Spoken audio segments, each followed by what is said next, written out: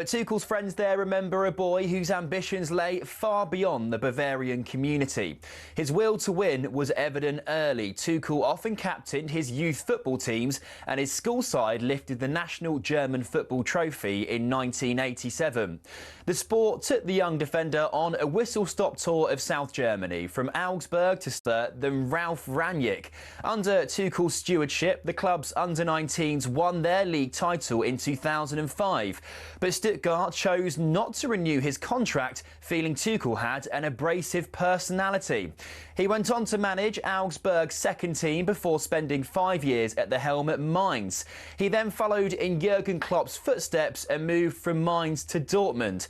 Here, Tuchel secured his first major silverware, the German Cup, in 2017. 8 more major trophies came next for Tuchel in just 5 glorious seasons. He won 2 League 1 titles and a pair of domestic cups as PSG boss. At Chelsea, he famously lifted the Champions League as well as a Super Cup and a Club World Cup, and he also bagged a Bundesliga at Bayern Munich.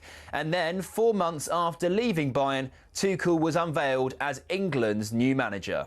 I always wanted to come back to England. That was my big goal. I have the best memories of the country, of the league and of the players, the attitude towards the game, the attitudes from the supporters. Well, here's hoping Tuchel can finally drag England over the line at a major tournament.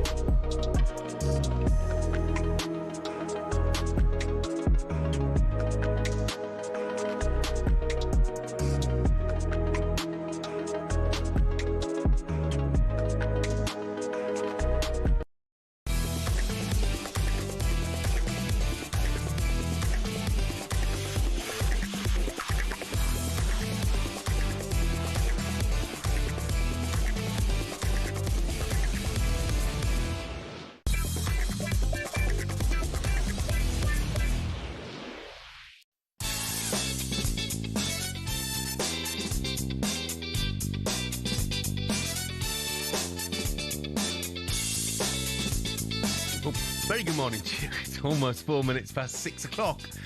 And it is Tuesday, September the 23rd. Yes, we are ready to go. Just. This is talkSPORT Breakfast with Arnold Clark. Get the UK's best used car deals guaranteed. I'm Jeff Stelling. Ally McCoist is with us. How are you, my friend, this morning? I'm pretty good, thanks, mate. Good. And, excellent. Are you all strapped in and ready to go? Already. I've still not mastered the setup of the studio, but No. it might take some time, Jeff, but we'll get there. I just want to give people at home a little advance warning, though. If you've got a snooze button on your alarm clock, press it now, because we're just going to ask Ali about his travels yesterday. Oh, no. Okay?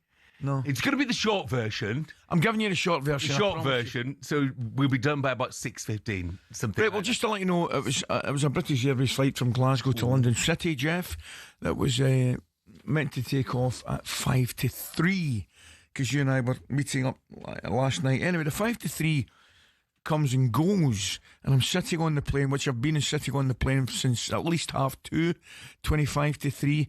The pilot comes on and says, we've got an administration problem. One of the, what did I say now? We've got an administration problem. One of the, what do you call it? Engineers. Thanks very much. Engineers? Engineers. Why do you need an engineer for an administration? No, this is baffling. But he said to me, an engineer's coming in. Anyway, great. 10 minutes goes, nothing. He then comes on and says, it's a bigger problem we thought. We're going to be That's always comforting, isn't it? we're going to be half an hour, right? So half an hour later, he comes on and says, no, it's a far bigger problem we thought. Anyway, 2 hours later, right, 5 to 5, he didn't let us off the plane. We're sitting on the plane at Glasgow Airport for 2 hours. 2 hours. And then he says, that's us, we're clearance to go. So he pulls onto the runway and then stops, right, and said, yeah, because we've lost our place and we're late, they're going to keep us back, right? Now I'm thinking to myself, well, that's a great idea, isn't it? I mean, that's a smashing idea. Why don't they keep us back longer and just completely snooker us? So eventually we take off. The 5 to 3 takes off about 5 o'clock, right? So, you know, that way passengers are looking at each other going, shrugging their shoulders and going, what else can possibly go wrong? So the Carol comes up with a tray. She says, would you like a drink, sir? I said, thanks very much, I'd love that. Could I have a cup of tea, please? And she looks at me and says, with no hot water. Oh, no. Well, it's enough to drive you to alcohol. Which, to be fair to me, I didn't do. I did my best. I gave her a look of bewilderment. It wasn't total disgust, which would have been well within my rights to give her. It was bewilderment. And I said, no hot water. And she said, no, I'm sorry. And I felt like saying, well, in the 2 hours we've been waiting on the side of the runway, could you not perhaps? I could have boiled the kettle if you'd want me to. So there you are. And I get down about, I don't know, Jeff, 7:15, 7 o'clock. I mean, what is going on, British Airways particularly? I mean, it's... You ever thought about getting the train? Do you know something? I would, but it's just probably an hour too long. It's 4 hours, I think, about 40. Yeah. See, if it was about 3.5, I would, and it'd be a lot. It's a way to do it. But it's just, you know, the wrong side of too long. Yeah. God, your travel stories, mate. Oh, man alive. Honest to goodness. But there you are, 2 hours. But I'm saying to myself, why would you not? Okay, I'm sorry, we've got a problem. Go off the plane, go and have a cup of tea, sit about for an hour, grab yourself a sandwich. No, I've got a better idea. And they'll say, oh, we're waiting on a take-off time. They treat you terribly and they tell you anything. Yeah. You know, it's unbelievable, mate. Let's sit in the plane at the side of the runway for 2 hours. Yeah. Were you hoping to get a flight back, by the way? Because I think your chances have just gone. You're going to be one of those who are bumped. Slim. Yeah. No, I have to say, the staff on the plane are excellent. It's too late now. You've absolutely slaughtered them. So brilliant. Well, so how have you been? You good form? Yeah. You know, I mean, didn't do a great deal yesterday, so it was quite a nice day, but cool. Little walk by the Thames.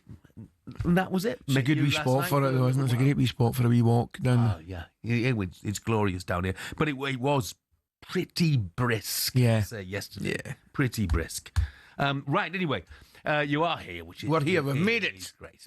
Look, let's kickstart the morning, shall we, with a man who has been crowned, in some people's opinion, the best player in the world.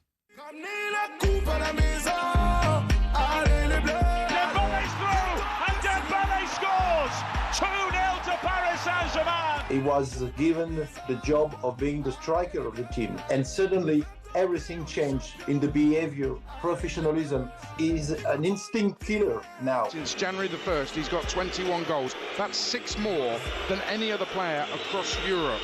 That's insane. Kind of come to life, hasn't he, as a player? His movement is sensational. Arsenal 0, Paris Saint-Germain 1. It's the Parisians' leading marksman, Ousmane Dembele. Dembele is having his best season so far. I think his name is on the Ballon d'Or as well at the end of the season. His movement is a disgrace. He comes short, he's linking it, he's taking people on. Put the afterburners on, little meep, see if you can catch me in a bit. Yeah, Ousmane Dembele winning the Ballon d'Or, the least surprising result of the football season so far, to say the least. Yamal was in second place, Vitinha third, Mo Salah was fourth. And for the women, Etana Bonmati wins it for the third consecutive time. I'm not so sure how the award's grown in significance. It's for by a bunch of journalists. Is that... forgive me, I am a journalist. You know, yes, me too. But I just wonder why it is so hugely significant. Well, is it? Well, it seems to be, doesn't it? You know. Well, it's made significant by the people that are voting for it, like us. Yeah. You know what I mean? So it's like anything else, isn't it? People like winning awards. You know, it's... And the first thing I've got to say is I think he's deserving of it. I do. runner-up Jamal, who's been absolutely fantastic. Probably Dembele, deserves to win it. He'll be delighted with it. Yeah. You're asking me the question. I know you are. You're asking me the question, will he feel it's a more prestigious award if it was voted by his fellow pros? Yes, that's the point, really. Wow. Yes, probably. And that's a complete slap in the face to journalists like myself. Well, yeah, and I get that, but if it had been his fellow pros voting, would Virgil van Dijk have come 28th? No. You're coming far higher up the ranks than that. This is, of course, coming from a man that finished 21st, I think, or 22nd in 1904 or something. But the fact of the matter is, whether we like it or not, the only seriously recognised defender that I can remember would be Cannavaro, who I think won it back in whenever that would be, 2006 it might be. But the fact of the matter is, Jeff, whether we like it or not, defenders don't have the same, I think, chance maybe is strong, but they're not looked on. Well, Hakimi was 6th. I think he was the highest placed defender. Who I think's been outstanding. He was absolutely outstanding. Donnarumma was in the top 10 as well. Now, how you compare a goalkeeper with outfield? We can't. I have no idea. You can't, can you? I mean, it's absolutely impossible. The only way you can compare them really is probably potentially their value to their team. Yeah, absolutely. Scott McTominay was in was he in the top 20? Something like that. But what I wanted to mention, by the way, because I mentioned it to you last night, what a night for Billy Gilmore. Oh, tremendous. He played his 150th club game last night.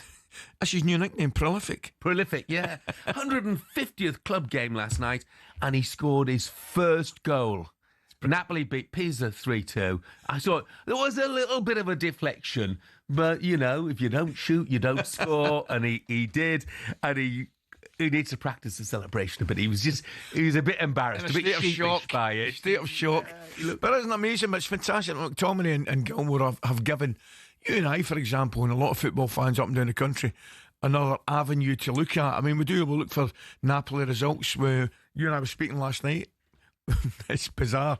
I told you one of the first results I look for at the weekend's Mjällby. Yeah. Right? And I genuinely do, because of the interest that they've created. So, no, great. And I think it's smashing for the two of them. They have had an unbelievable season last year, McTominay and Gilmore. I mean, and culminating and winning that Serie A was remarkable. Napoli won 3-2, by the way. So they've had a good start to the season. A bit closer than they would have wished that, of course. Yeah. Your travel stories of...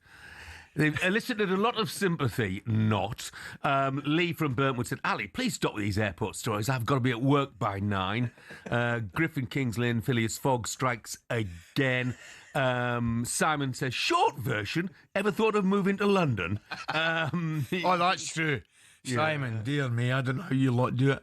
I tell you what, don't know how you do it. Scott, the Leeds fan, he said, stop making excuses, money about your travel problems. You've done everything in your career. Apart from being a pilot, it may be time to get your pilot's licence. There's a thought. There's a scary thought. Yeah, Ed on the M27, you should invest in a private jet with all your mega money from your sporting endeavours. So, and on and on and on. Yeah. Not a lot of sympathy, I'm guessing, out there. Zero. Yeah, I thought that might be the case. Zero, mate. Thanks, guys. Zero. Anyway, he's here. We're both here. We're here through till 10 o'clock. Lots to get through during the course of the morning. But up next, Ali will be paying a happy birthday tribute to one of rock's greatest showmen.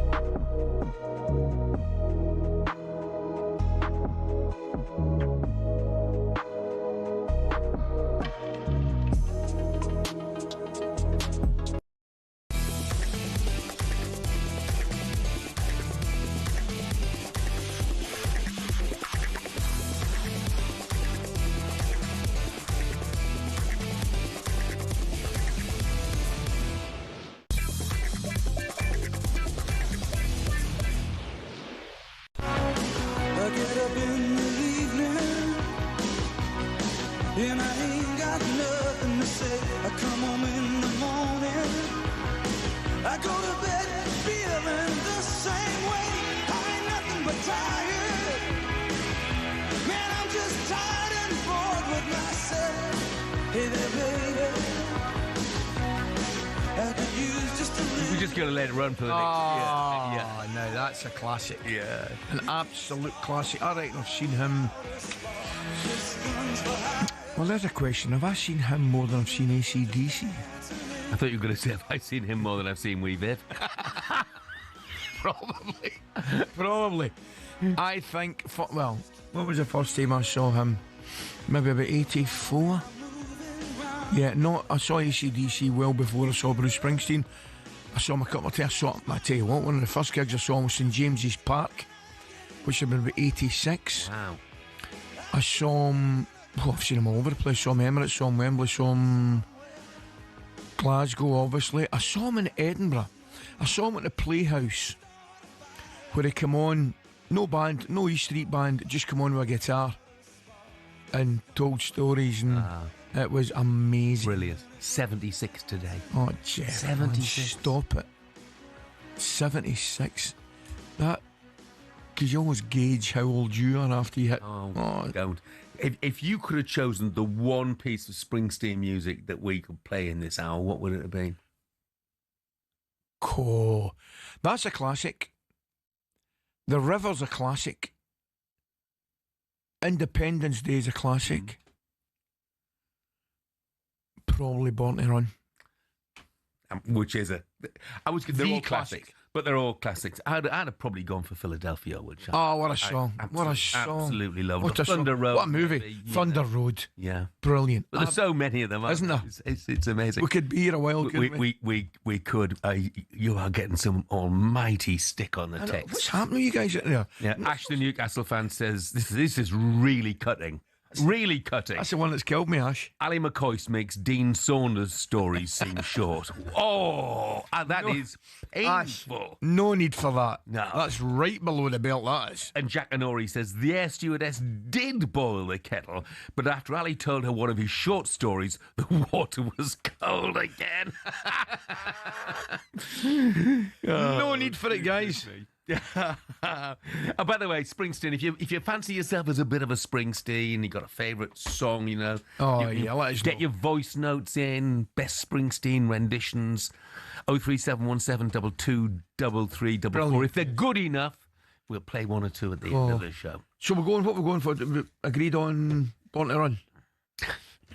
Thunder Road. I know he's a great rocker, but I tend to love the ballads, you know, because he's got such a fantastic voice. He's probably before Olivia's time. But anyway, time for today. Everybody's before Olivia's time. Time for today's Back Pages with Tesco Mobile for Business. The Back Page Review on talkSPORT with Tesco Mobile for Business. Got a side hustle selling clothes? Save in style with business phone bills for up to 40% less than the big three networks. For verification, see tescomobile.com/business. You know, I'm guessing, Olivia, that Springsteen, he crosses generations, doesn't he? Yeah. Oh, no. I don't know. There's just a nod of the head. I don't really listen. Right, I said this the other day and people found it really weird. I don't listen to music all that often. No? I listen to, like, true crime documentaries. I get that. That's what I want to listen to. But you must balance it, Olivia. You've got to balance it. Music's fantastic. I listen to a lot of it on flights. Yeah. But I feel like my music type is very different. I'm the same as you. I must admit, I'll stick my headphones on. I'll have a bit of true crime as well, which I enjoy. Love a bit of true But music, man, music. Depends what mood I'm in, actually. It depends what mood I'm in. But a lot of the time, I would just rather listen to like a true crime story because I'm a bit weird. Okay. Yeah. So, Chelsea fan who doesn't like Springsteen, eh? How long's your contract? Right. So, what's on the back pages then? It's not Chelsea today, which everyone's going to be very happy about. We're going to start with the story in the back of the Times. Christian Horner, an £80 million payoff for getting sacked by Red Bull. But I suppose, Ali, first of all, what would you do if you got 80 million if you got sacked? I'd be out of here. You'd never see Ali again. No, you wouldn't. Well, no, you might. You'd definitely see me again. Just not hit work. But just not for a while. I'd head off into the sunset, man. I'd be on a beach in Portugal, intravenously taking Sagres beer, I would imagine. So wouldn't you, Jeff? Yeah, but over a certain point, doesn't matter how many millions, does it? Yes. Once you get over a certain number of millions, you know, Well, there's a question. the figure's almost irrelevant. How many millions does it take where it becomes irrelevant? One.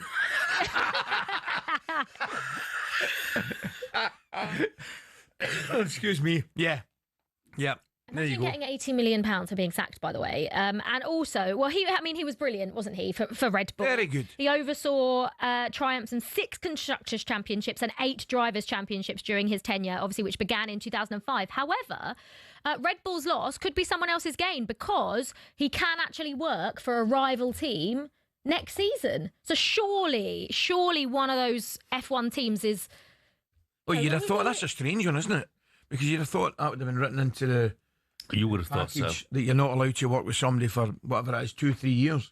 First half of next season, he can work for another Formula One Well, team. he's clearly brilliant at what he does. Yeah.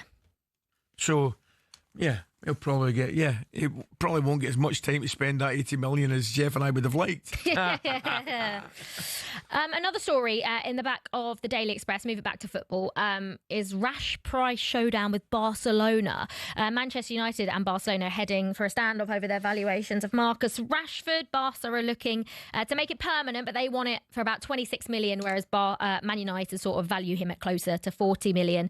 Is this a bit of a similar situation to that of like Garnacho, where you just need to get him out now? Yeah. So Man United could 26 million for Marcus Rashford. Are you taking that if you're Man United? It's just the first negotiating. It's a game, point, isn't it? it? Then it becomes a game. It's a quiet sports day, isn't it? It really is. It's a game because United will want more, and Barcelona will know that United want to get rid of him. They'll probably know that there's no way back for him. So that's where the game of chess begins. But he's had a good start to his, and it's lovely to see. It's lovely to see that Marcus Rashford has been playing well, scoring goals. Although he was benched. I tell you what I did see. Yeah, he was benched for being late. Yeah. Tell you what I did see. I read Paul Scholes was pretty damning about Marcus Rashford and his latter stages of his career at Manchester United. Difficultly arguable what he said right enough, but he didn't miss him. Tell you, he didn't miss him. Yeah, I did see that from Paul Scholes. Yeah, but look, he ended on a very sour note at Manchester United. There's no doubt about that. But he did pretty well at Villa, I think, in his little loan spell. Yeah, he did fine there. And I think he surprised a lot of people. You know, I mean, look, the goals at Newcastle that he scored were just sensational. Fantastic. And if Marcus Rashford can do that on a semi-regular basis, then, you know, he's going to be back in that England team. You know, he's going to be in massive demand as well if he can do it on a semi-regular basis. I mean, being late for training is not great. No, it's not. But then he's come on at half-time and he's got an assist, so he's responded. Yeah. Yeah. I think Thomas Tukel was at the game on Thursday night up in Newcastle. He was. Which is a big help for him. Yeah. But you're right, Jeff, you got to mention the goals. The goals were absolutely out of this world. I mean, the second one's obviously the main talking point, but the first one's a great goal as well. Yeah. No, absolutely wonderful. But you're still getting absolute pelters. It's unfair. John in Liverpool says Bruce Springsteen was 52 when Ali started one of his short stories. And Steve in Tamworth says, morning, boys. Gary Kasparov passed the salt and pepper quicker than Ali can tell a story. Yeah. You've got to be with us for a little while for that. Well, we're talking about that last night, you and I. That's one of my favourites of all time. Yeah. Yeah, it was brilliant. Eddie's weighed in with the best live bands that he's ever seen, which could be interesting. I like it. Yeah. I like it. I tell you what, he said the best band he's ever seen live, he was 7 years old. You won't guess. You just will never guess. Give us an era. Who it or an era. I suppose 70s, yeah. I think there were 70s band, maybe strayed into the 80s. They were very... different at the time from sort of mainstream pop rock, that sort of thing. Different? I thought, anyway. They introduced a bit of classical stuff into some of their... Emerson, Lake and Palmer. No. It's a good guess, though. It was. I thought that's right above No your idea. No idea what Ali just said then. ELO. Yeah. ELO. Absolutely. And the classical stuff was with Mr. Blue Sky, which was thought to be a sort of, forerunner for some of the Queen stuff, from One Bohemian talented Rhapsody. man, Jeff Lynne. I know them. ELO were brilliant. ELO fantastic. And Jeff Lynne went to Travelling Wilburys, didn't he? I honestly, I really don't know. Jeff Lynne played in the Travelling Wilburys with Bob Dylan and what was his name? Oh my goodness, Tom Petty. Yeah. Oh, there were lots with I think Roy Orbison had a spell with him. Roy Orbison. Well, things like and that. I want to say George Harrison as well. George Harrison did too. Yeah. I've got another one. Tony said here, sorry, Coisty. I sat next to Ali in the plane from Glasgow. I need to be next to him on the return flight so he can finish the story he was telling me. Oh, Tony, you bad lad. Come on, Tony. Olivia, thanks very much indeed. Thanks, Olivia. And that was a look at today's back page as well, sort of, with Tesco Mobile for Business. Up next, who's the most underrated Premier League player? That's what we're discussing. The Back Page Review on talkSPORT with Tesco Mobile for Business. Got a side hustle selling clothes? Save in style with business phone bills for up to 40% less than the big three networks. For verification, see tescomobile.com/business.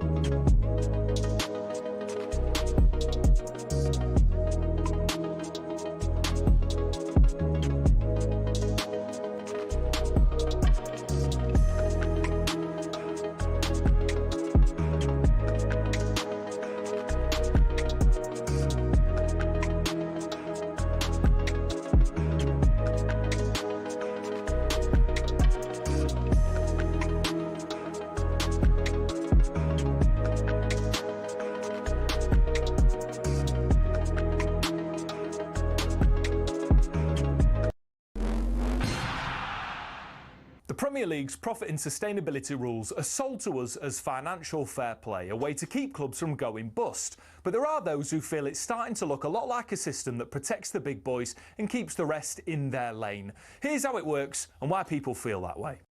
So clubs can only lose 105 million quid over 3 years, which sounds fair, but here's the kicker. Your limit includes how much you earn. So if you're one of the traditional top 6, you've got massive global revenue streams and you can spend way more while still technically following the rules.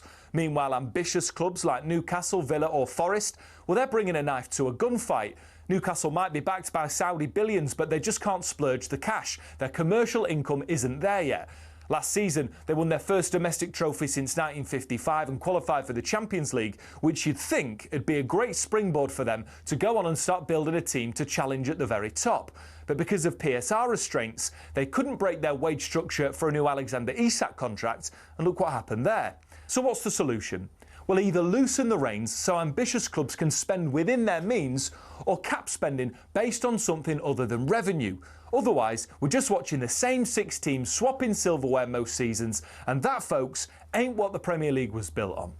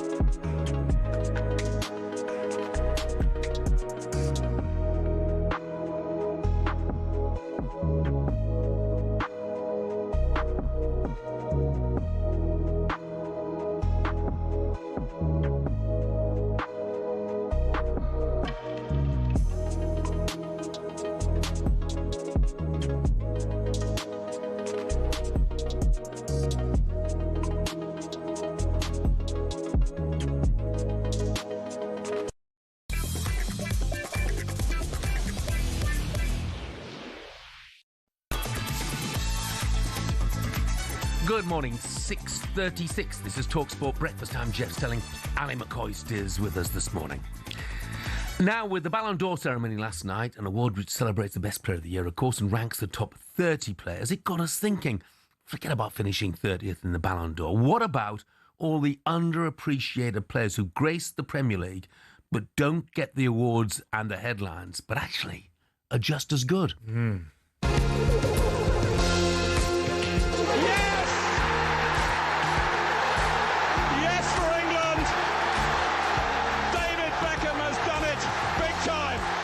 I think in a strange way, for such a sort of media icon, actually not properly appreciated, because everyone focused on Brand Beckham, not always appreciating what a player he was. Sets up, right-footed, down the middle, it's a hat-trick for Chris Wood. Everywhere he's been, he's done well, he's got goals. What a goal on his return from Jermaine Defoe! Lethal in front of goal, I mean, incredible. Angle against him, he's dinked it in, Bowen!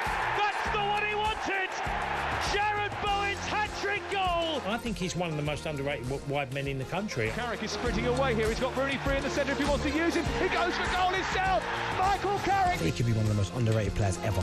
He was brilliant. He was brilliant, wasn't he? Brilliant. Do you think he was underrated because he was in a ridiculous Man United team? He was one of them players that maybe to everybody else was underrated, but to his teammates, the guys that he played with at United, they can't speak highly enough of him. And some names from the past, some current ones as well. But today, we're talking current players, Premier League players. And the reason we come up with this idea, or the reason I came up with this idea, to be honest, Coisey, was, you know, I know you don't often appreciate some players actually till they've finished playing. But I was watching Fulham against Brentford. Yep. And Alex Iwobi scored a goal and he produced an absolutely brilliant assist. And I thought, Alex Iwobi goes under the radar to such an incredible degree. I mean, every week when I see him, he's a 7 or even an 8 out of 10. Don't disagree. Single week. And I wonder if he is the most underrated player in the Premier League. And I'll back that up just briefly. Last season, 9 goals, 6 assists. He's already got a goal and 2 assists. His record in the Premier League, 296 Premier League appearances, 32 goals, 37 assists. Excellent. I don't disagree. I would throw another one at you from the same team, Harry Wilson. Yeah. I think he is extremely underrated. I think he's a terrific footballer. I think his vision is excellent. I think he's as we saw at the weekend, I think he's an extremely composed finisher. Another one at Palace, Daniel Munoz. Yeah, he was excellent last on that right-hand side. I think he is extreme, along with the 2 centre-backs, actually, probably Richards and Lacroix. Well, I've got a, by the way, I've got a theory about why some of these guys are underrated. When you talk about Palace, for me, there's no question Will Hughes is one of the most underrated players. Now, the reason I think that sometimes they go under the radar, and I'm going to go back to Iwobi momentarily, 296 Premier League games, he never causes trouble. He's never been sent off. He's had 9 yellow cards in that time. He doesn't make a fuss. Yeah. And I wonder if that's why he doesn't get the attention, doesn't get the headlines. Even Will Hughes, you know, in his time in the Premier League, he's never been sent off, which surprised me. Yeah. I can't do anything but agree with you in terms of, you know, Hughes and Wharton. I think Hughes come on, was it Kamada went off, I think, in the Community Shield game I was there, and Hughes come on, one of those games. Brilliant. Yeah. Just very, very good footballers. You could I would suggest to you that Palace probably have more than most in their team that are underrated and go under the radar. I think with Hughes as well, though, I think people doubted whether he had the quality to be a Premier League player. And he's disproved those doubters, or he's proved them wrong. And by the way, another thing that he does is, we talked about the fact that Iwobi only had 9 yellow cards and no red cards. Well, Will Hughes has had 44 yellow cards in the Premier League. He's never been sent off, which tells me he knows not to, overstep the mark. Won't overstep the mark. Yeah, which is a clever thing to do. Very sensible thing to do. I've written down a couple. How about Evan Nielsen at Bournemouth? Yeah.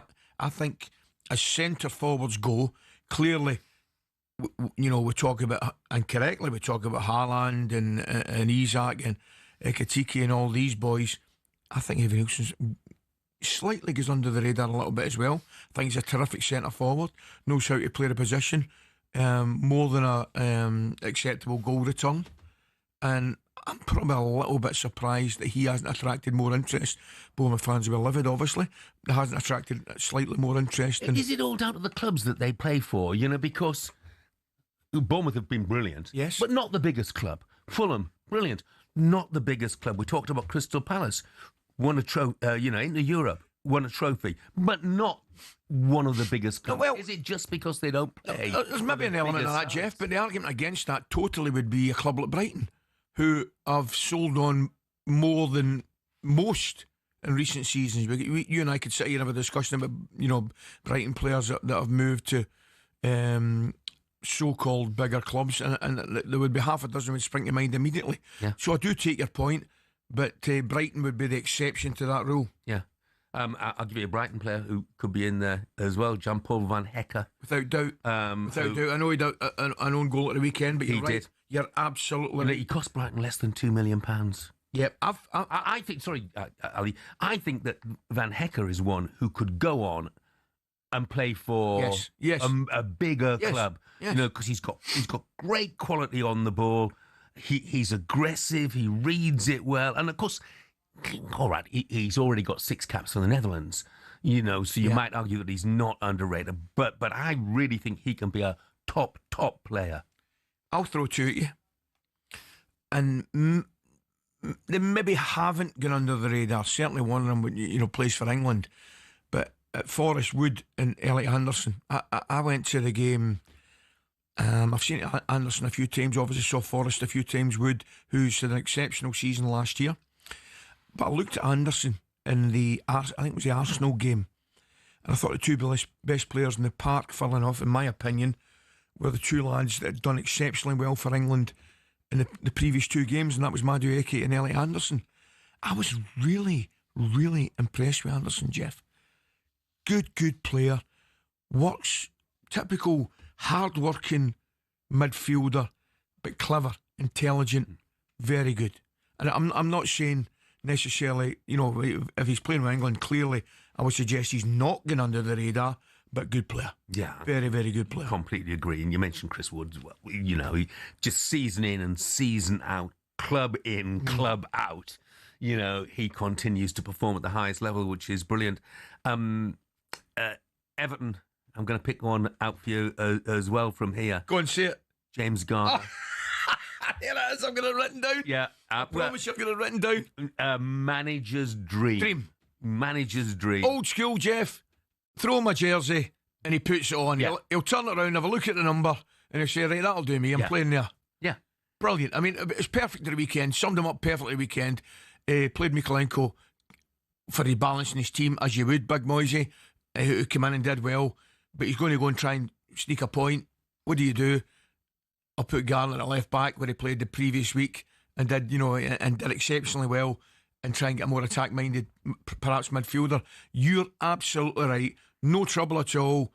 He's a manager's dream. I wonder about, mentality as well of some of these players, because you have to have a sort of special mentality, I think. You're going out there and performing week in and week out, and you're a 7 out of 10, maybe an 8 out of 10 every week. But every week, the headlines are about somebody else and not you. Would you throw Tarkowski into the equation? Yeah. So would I. Definitely. So very, very similar. You know exactly what you're going to get. 7 out of 10, maybe 8 out of 10. You're never going to get a 3 or a 4. He's just solid. And you need, see if you offered a manager or a coach 5 or 6, 7 of those players, taking them all day, Jeff. Yeah. Taking them all day. You can rely on them. You can hang your hat on them. You know exactly what you're going to get. Yeah. Well, a Premier League player who was underappreciated, for pretty obvious reasons, but isn't anymore, is Joe Linton at Newcastle. Oh, my goodness. When he was playing up front, he couldn't hit a barn door, and that's why he was underappreciated. But now in midfield, and another one, by the way, is Jacob Murphy. Incredible season last year. Oh. I actually don't think I've seen a transformation in a player quite like Joe Linton. Honestly, I'm trying to think, have I seen a transformation in a player? He played through in the middle, I think it was under Brucey, and with the greatest respect, you could see he was struggling. You were feeling for him. You were actually feeling for him, and then all of a sudden drops back, and he has become, certainly a fan's favourite, and quite rightly so, with the Newcastle lads. He has been absolutely different class, and the transformation in Joe Linton has been remarkable. I like Pap Sarr, another one at Tottenham. Yeah. I think he's another one that goes under the radar a little bit. Well, he's flourished this season in particular, hasn't he? And we've got lots and lots of texts about it. Back to Palace, Tyreek Mitchell. And this is correct as well. Tyreek Mitchell doesn't get a mention for England squads. Not anymore, anyway. Yeah, well, it was in it. Quite hard to understand. Yeah, particularly, I get it. Particularly, injuries to Shaw. And they've got a few, I must admit, England have got a good few players coming in just about every position. But I mean, the goal he scored at the weekend, the right foot volley coming across himself. Yeah, excellent. It's funny. There you are. We've had our own players, and we've probably named 4 or 5 of the Palace team. Yeah. Oh, and it's a tribute to how Palace, of course, it is. Have done. So look, I'm gonna make you put your head on that chopping block now. You got one choice. Who is the most underrated player in the Premier League? Heads on a chopping block. I am going for Tarkowski. James Tarkowski says, Ali, as you will gather, I am going to go for Alex Iwobi as the most underrated player in the Premier League. I am sure you have your opinions. By the way... And we'll hear them. Yeah. Now, here's a name, which, when we talk underrated, you're going to say, how can he be underrated? But I think he probably is. Darren, who's a Spurs fan, says, Harry Kane is underrated by opposing fans and England fans. What he's done in the Premier League and now in the German League show he's the best striker in the world, and he's more than a striker. And by the way, what makes this sound less daft, Harry Kane came 13th in the Ballon d'Or. 13th. He scored 41 goals last season. Who said that? I think that is underrated. Darren. I think you made a good point, Dan. Yeah, I do. I really do. And I'm in the centre forward, fan club, and you're probably right. Yeah. I wouldn't say he's overlooked, but he doesn't get a mention in the greats. Harry Kane must come into the same conversation as Haaland. Must. Yeah. He divides opinion, though, doesn't he? Which is surprising for a man who scores as many goals as he does. Incredible. Well, that's our look at underrated players. I'm sure you've got your views. Do let us know. You can text us 81089. How you not mentioned Karim Matoma? Surely that shows how underrated he is. That's a very good point indeed. This is talkSPORT Breakfast. Next, we're asking whether Unai Emery's days at Aston Villa might be numbered, with Monchi set to leave.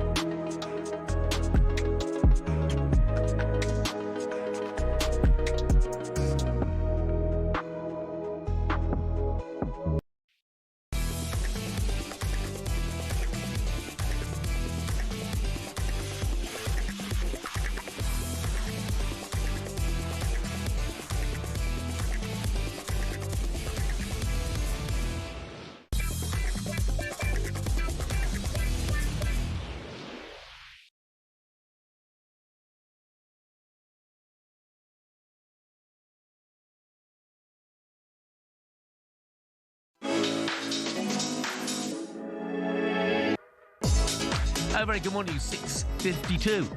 Tuesday, September the 23rd. This is talkSPORT Breakfast with me, Jeff Stelling and Ally McCoist. We're getting lots and lots of your underrated players. Jason, who's a Liverpool fan, says James Milner, the most underappreciated player in the Premier League, and I can't argue with that. Fulham fan Calvin Bassey, underrated for me, lads, and I'd agree with. I'm a big fan as well. A big fan. I think. Well, I saw him at Rangers, Jeff, and he was absolutely outstanding. Yeah. The year they went to the Europa final in Seville, then he went to Amsterdam, and I don't think it quite worked out for him. But then come back. Yeah, I'm a fan of Bassey. Yeah, me too. Flynn says Antoine Semenyo, how is he not being mentioned? What you got mentioned? Sean said you'll agree with this one. Ryan Christie, without doubt, yeah. You know, been absolutely brilliant. Terrific. So and on and on and on it goes.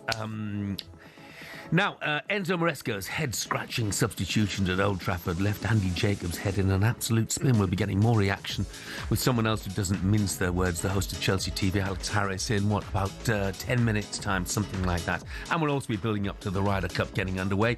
In just 3 days, can Europe repeat what happened in 2012? We've not won overseas in the Ryder Cup since the miracle of Medina. We'll be having a look at that at 7:30. And that was our look ahead with Travis Perkins.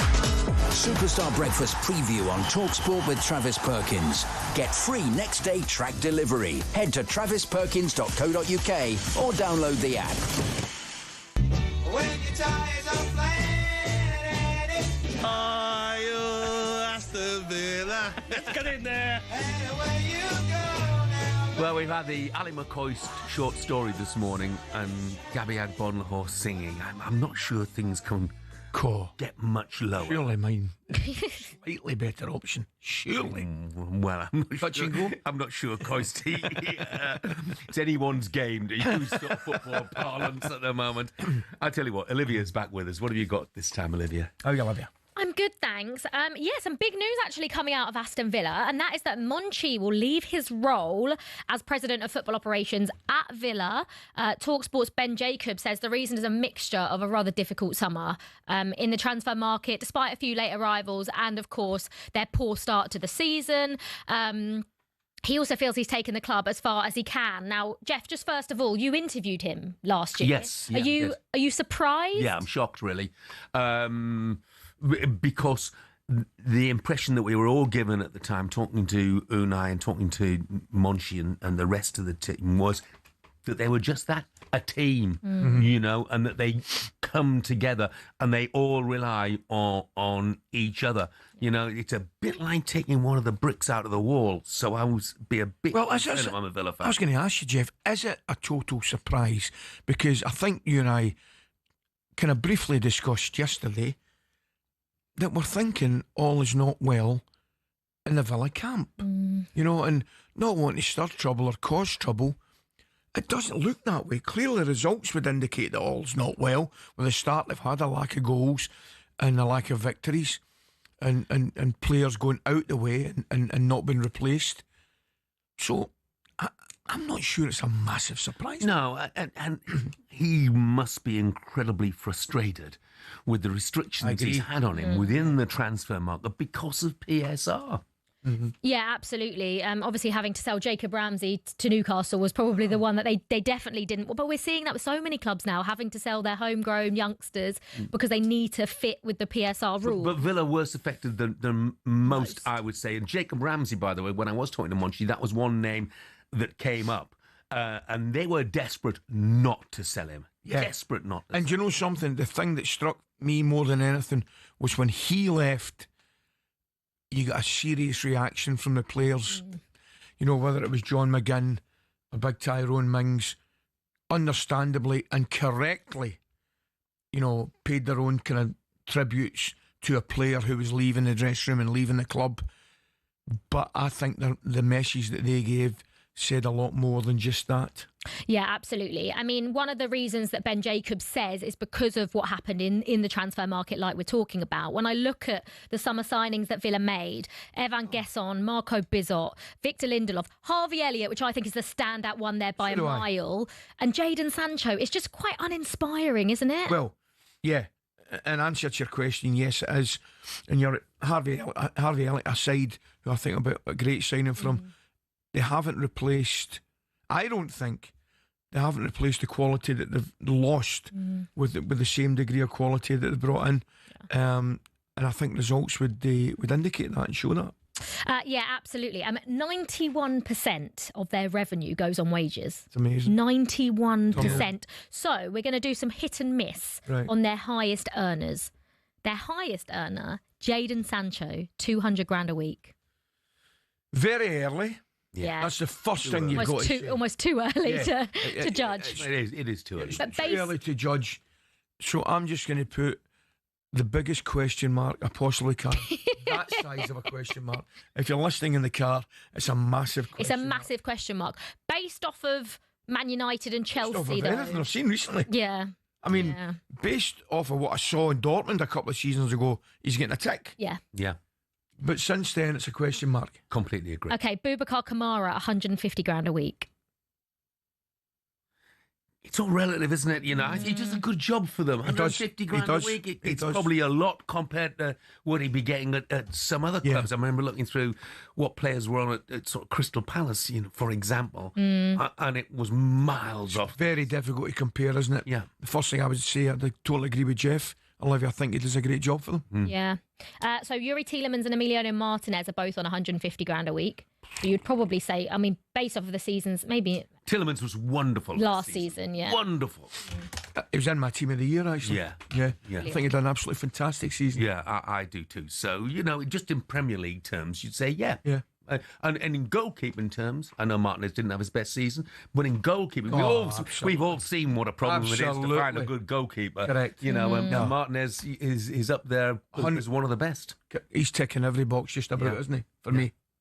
Amadou Onana, 140 grand a week. I feel like when he was at Everton, I felt like, I don't know, I'm not quite sure he's hit the levels that he did, or because he's still so young. I think we forget he's so young. But see, the thing is, they're clearly excellent players, but they're perhaps not as eye-catching as the more creative guys in the middle of the park, whether at Liverpool or at City. So it's difficult to gauge. Do you know what I mean? That's the problem. Look, I mean, difficult times for Villa, there's no doubt about that. So, be interesting to see what happens. That's a little bit concerning, though. Yeah, I think so. Thanks very much indeed, Olivia. Very welcome. Just one more about underrated players here. It's an interesting one from Dean. He said, I appreciate James Garner got a mention. Idrissa Gana Gueye needs to be on the list as well. Most tackles and most successful tackles last season. Great goal. You can't have both. Most tackles and most successful. Are we counting the ones where he took people's legs away? Anyway, look, I completely... He's 35. I can't believe he's 35. He's got so much 35? energy. Idrissa Gana Gueye at Everton. He's 35. I knew that watching at the weekend. I looked. This is talkSPORT Breakfast with Arnold Clark. Get £750 off any used electric car or home charger. We'll be asking next if Lincoln City could shock Chelsea.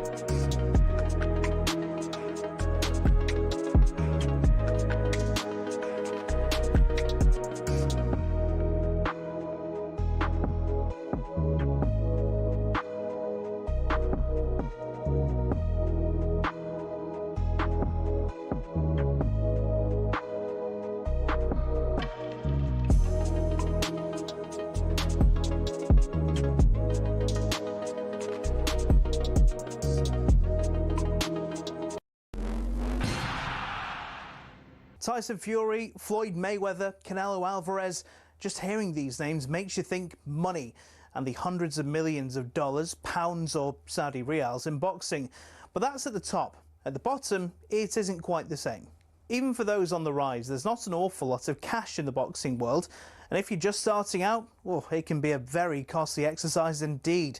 But don't take my word for it. Here's the former European champion, talkSPORT's Spencer Oliver. You're turning professional and you're boxing, let's say, York Hall on a non-televised fight. You have to sell tickets to earn any money, but you have to cover the wages of your opponent as well. So if you don't have the ability to be able to sell enough tickets, you effectively have to pay to fight. A far cry then from Jake Paul facing Mike Tyson in 2024, when the purse was reported to be around £48 million.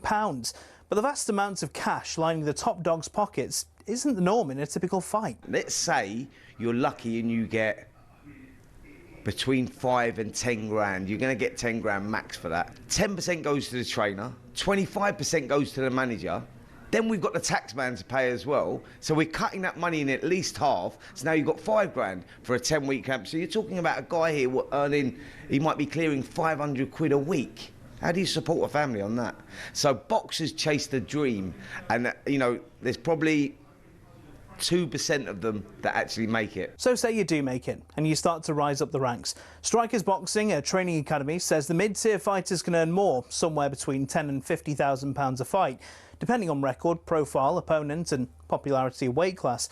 It's only at the top level does the real cash start flowing in, with the top-tier professionals, i.e. those going for titles, earning 6 figures a fight. Something else you'll have heard of is the terms prize fighter or journeyman.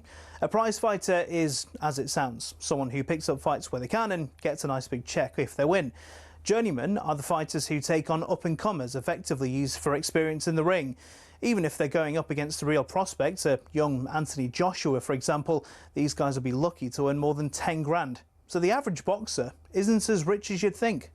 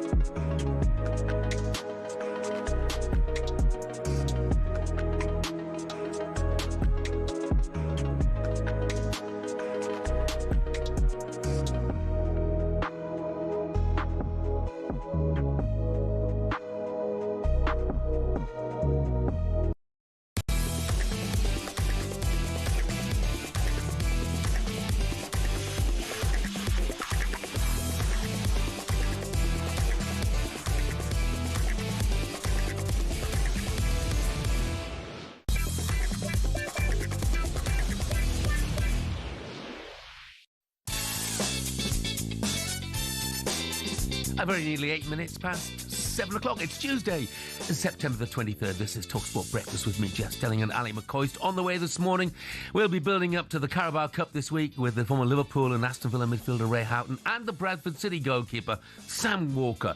More importantly, has Ali brought his dancing shoes? Plus, we'll be joined right here in the studio by Strictly Come Dancing head judge Shirley Ballas.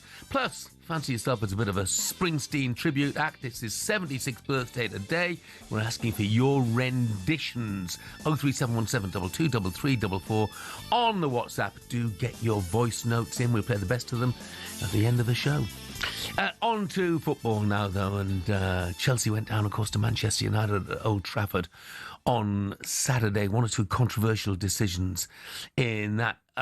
What's the goal for Enzo Maresca's side this season? Well, definitely not a shot at the title, according to the Blues boss.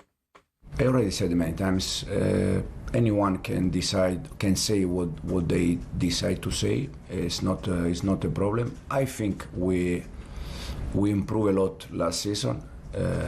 For instance, if you see the last 3 or 4 tables in the last 3-4 years, we closed the gap with the first 1, 2 or 3. Now, for me, this season, the main target is continue to improve players, continue to improve the team, and try to close that gap. So this is for me the main focus for this season. Let's get a Chelsea perspective on this, shall we? Founder and host of Chelsea Fan TV, Alex Harris. Morning, Alex. Morning, Alex. Good morning.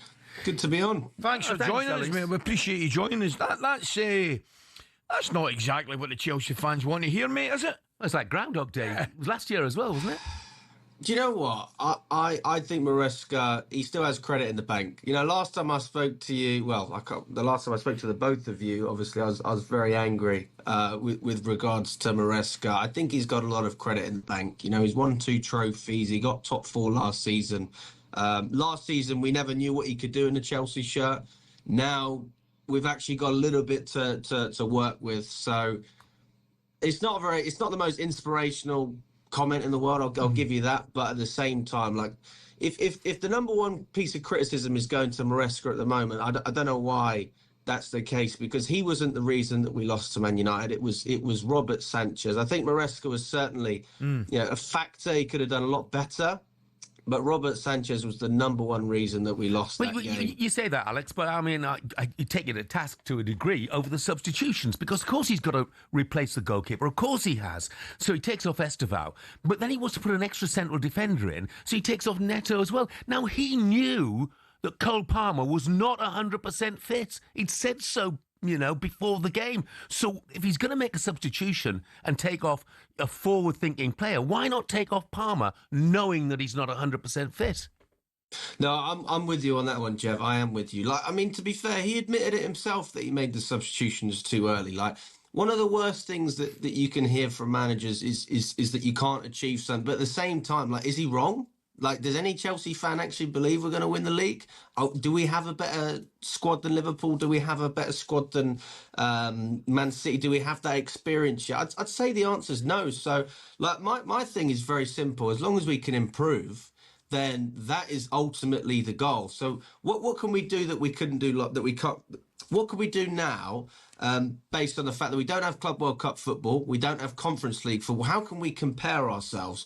Well, we've got to improve our Premier League position. We've got to get more points, ideally finish 3rd or higher. We need to have a respectable Champions League campaign, and we need to win a domestic cup. So these are very simple things that we can achieve, very attainable, but to a degree, not winning 2 trophies. A lot of people would consider that to be a worse season than last year, but I would say the circumstances are very, very different. And we're now in a situation when we can't afford to rotate our starting 11 every single cup game like we did last season. We always played 2 11s. Now we're going into the game against Lincoln, and this is probably the most rotation you're ever going to see, but the pressure doesn't go. You still got to go and take this competition seriously. I mean, Jeff, I was there against Brighton when we lost 3-0. I was there at Newcastle when we lost at St James's. We didn't take the cup competition seriously. So I just want to see an intent. We certainly should have a confidence. We know what it means to win trophies now. We didn't have that last season. You got players like Cole Palmer who wanted to achieve things. They've now had a taste of that with Chelsea. So obviously he's injured. He's not going to be featuring tonight, but there's going to be plenty of players that want to get involved. For me, Maresca still has a lot of credit in the bank. So if there are any Chelsea fans out there so early on trying to criticise Maresca to an extent, you've got to appreciate he is not the reason that we went down to 10 men. And he made a mistake. Absolutely, I'm with you guys. I'm with you. But you cannot sit here and act like he is the reason that we're in this mess. You've also got to think with Cole Palmer, the medical team would have advised Maresca and said that he's able to play. Palmer himself would have given his perspective that, listen, Gaffer, I'm available. I want to do this. So let's not just sit here and act like Maresca's forcing players to play football. He's been advised. The players want to play. Cole Palmer's obviously gone out and said, I'm available. So I don't think it's all on the manager here, but we need to see changes. We need to see a more proactive manager. I think he's been very reactive as it stands. And, hopefully we can just get a result, because as it stands, 3 games, still not getting a clean sheet in either of those games either. It is starting to get concerning. And that's not just the goalkeeper either. You've got the defence. Obviously, Palmer's now an issue. And in terms of the striker, you've got Delap out as well. So you're starting to have a few problems piling up now. Alex, tell me, mate. I mean, it's Listening to you there, you're certainly not unique, but I would suggest as a football fan, you're probably in the minority with your realistic approach to your club and the way you support them. Now, I actually agree with you. I think Chelsea are some way off winning the title, but when I look at them and I look at the performance in the World Club Championship, I think they are more than capable of A, beating MD on their day and winning a cup. Do you look at your team right now more of a cup side than a team that's going to win the league?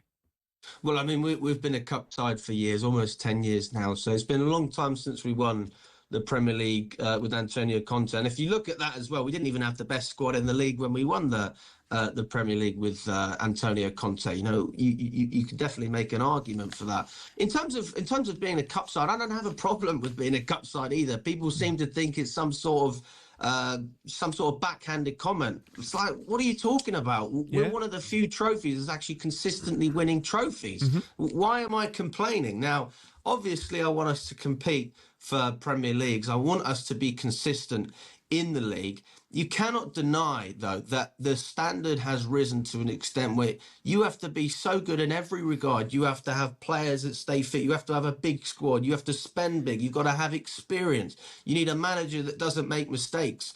And you need other clubs to slip up as well. So do all of those things come together in one season? No. But we went from 12th to 6th to 4th. So I'm seeing an upward trend here. I'm not seeing a club that's going downhill. I think we had a capitulation as soon as Clearlake and Bowley came in. No doubt about that. You get your manager wrong a number of times. But now we can all sit here and confidently say that we have a manager who's brought a level of stability to the club. Alex, I've got to stop you, mate. The clock is against us. So, look, thank you very much for joining us. Absolutely. No worries. I tell you what, away to Lincoln, that is no gimme. Not. Remember Lincoln's FA Cup run in 2017 when they beat Ipswich and Brighton? Jeff, dare I say Burnley, their third. Grimsby. Yeah, absolutely. But we haven't really mentioned it's great for Lincoln. I was reading that the fact they've got TV coverage as well, sold out Sincil Bank tonight. It's the equivalent to landing a big sponsorship deal on naming rights just from one game. So fantastic for them. Coming up next, more on the Ballon d'Or.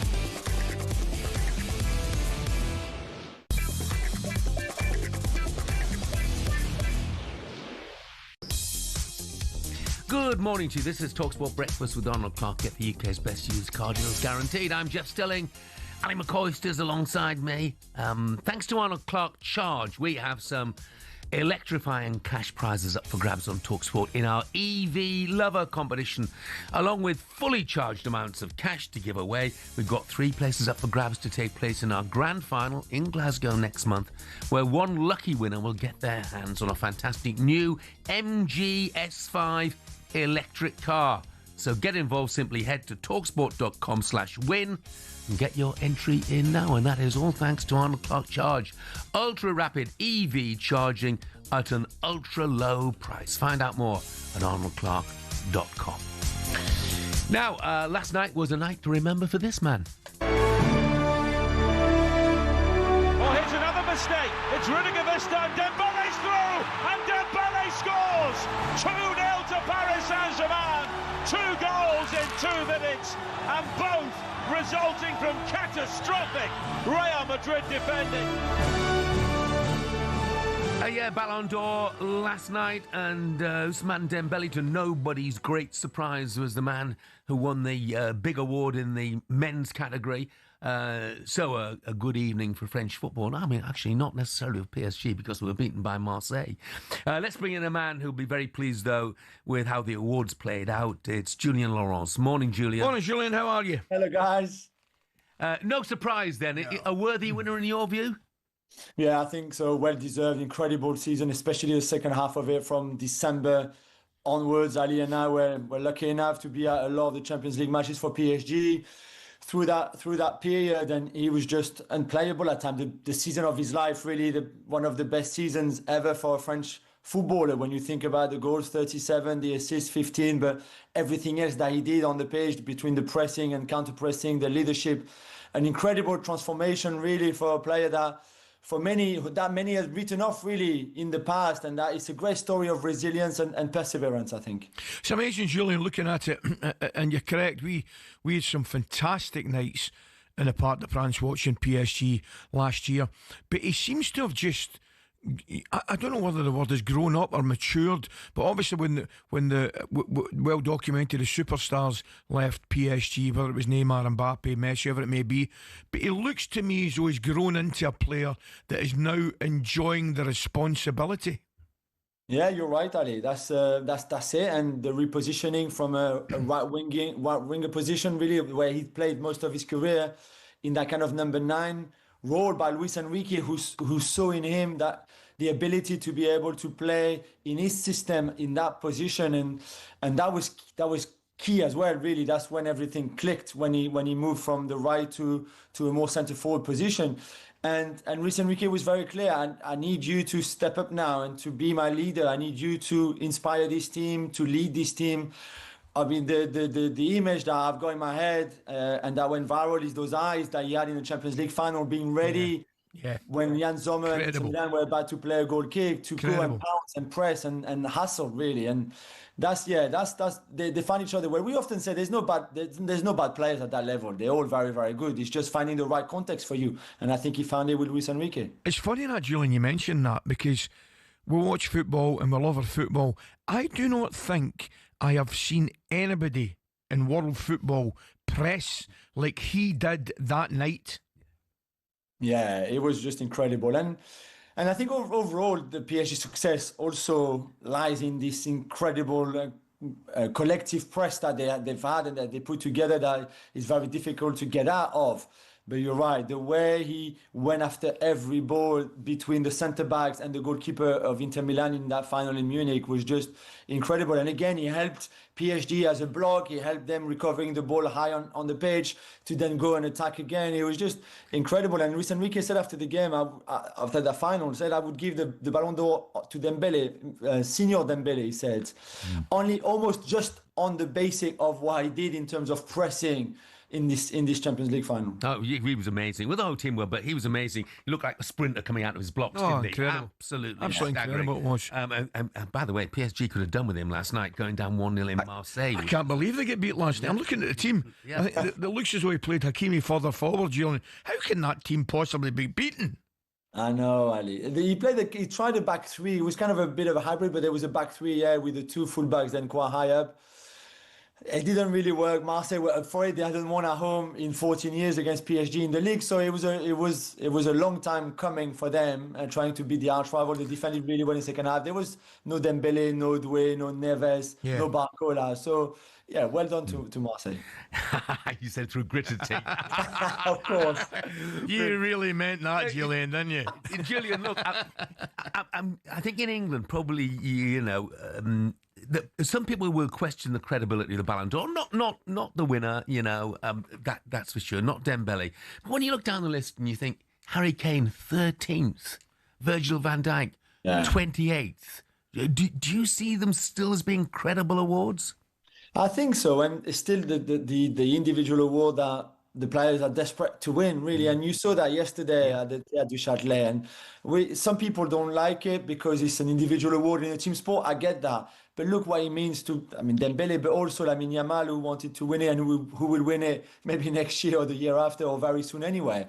Some players traveled there knowing they hadn't won it, but wanted to be part of it. So I think it's still very important.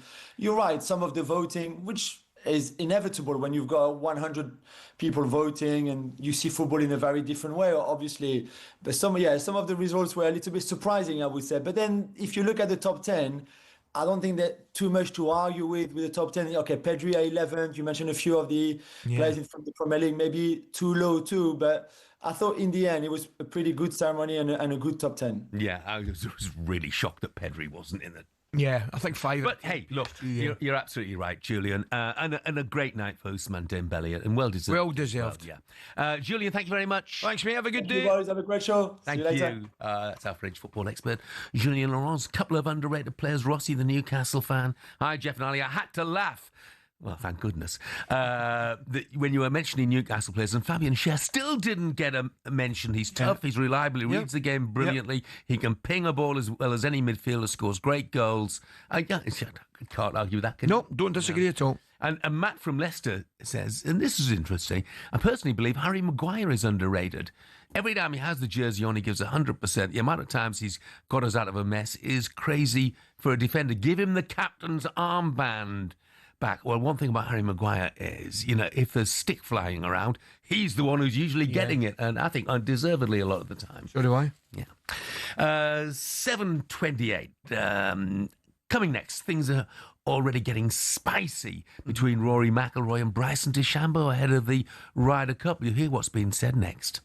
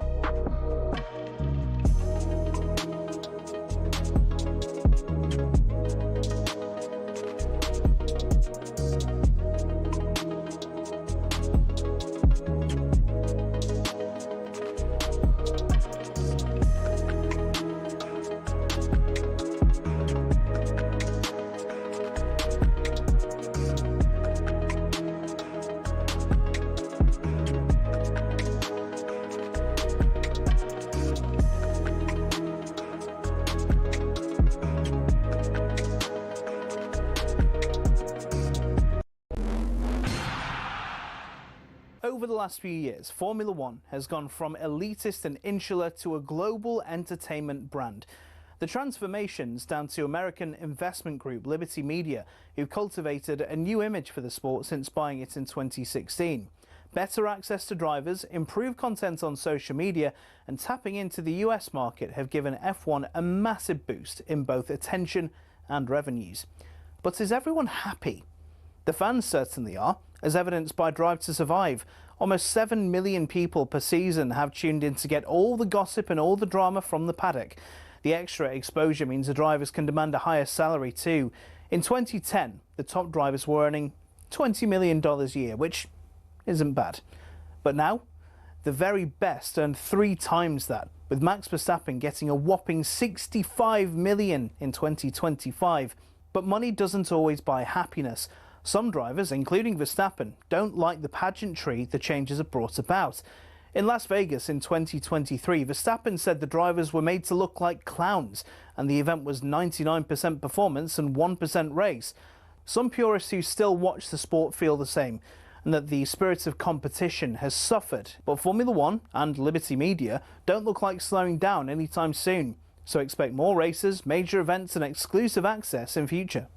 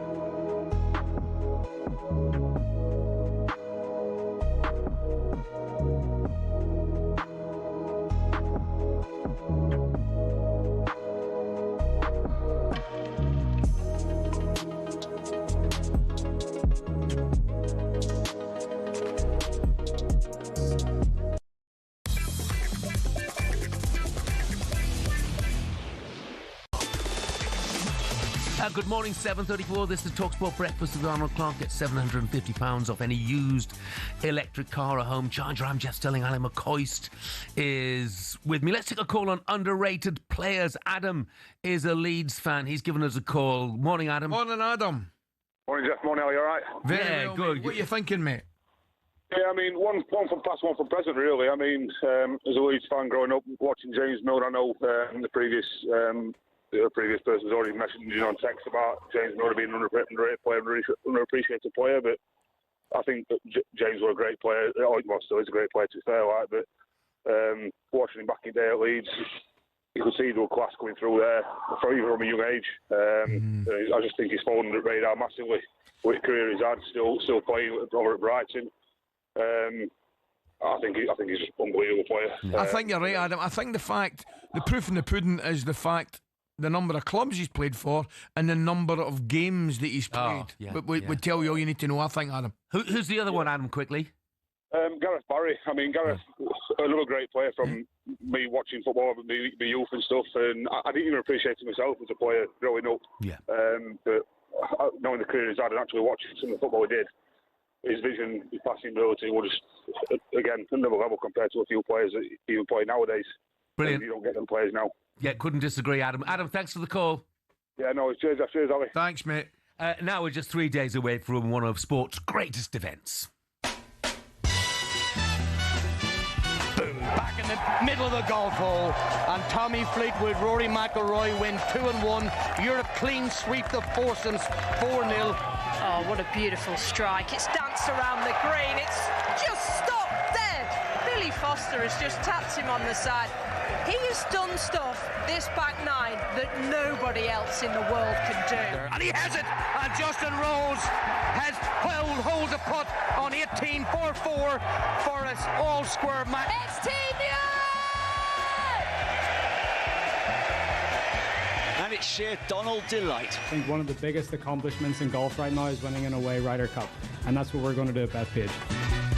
Well, the last time we did win an away Ryder Cup was back in Medina in 2012, and of course, which was incredible. We will never, ever, ever forget that.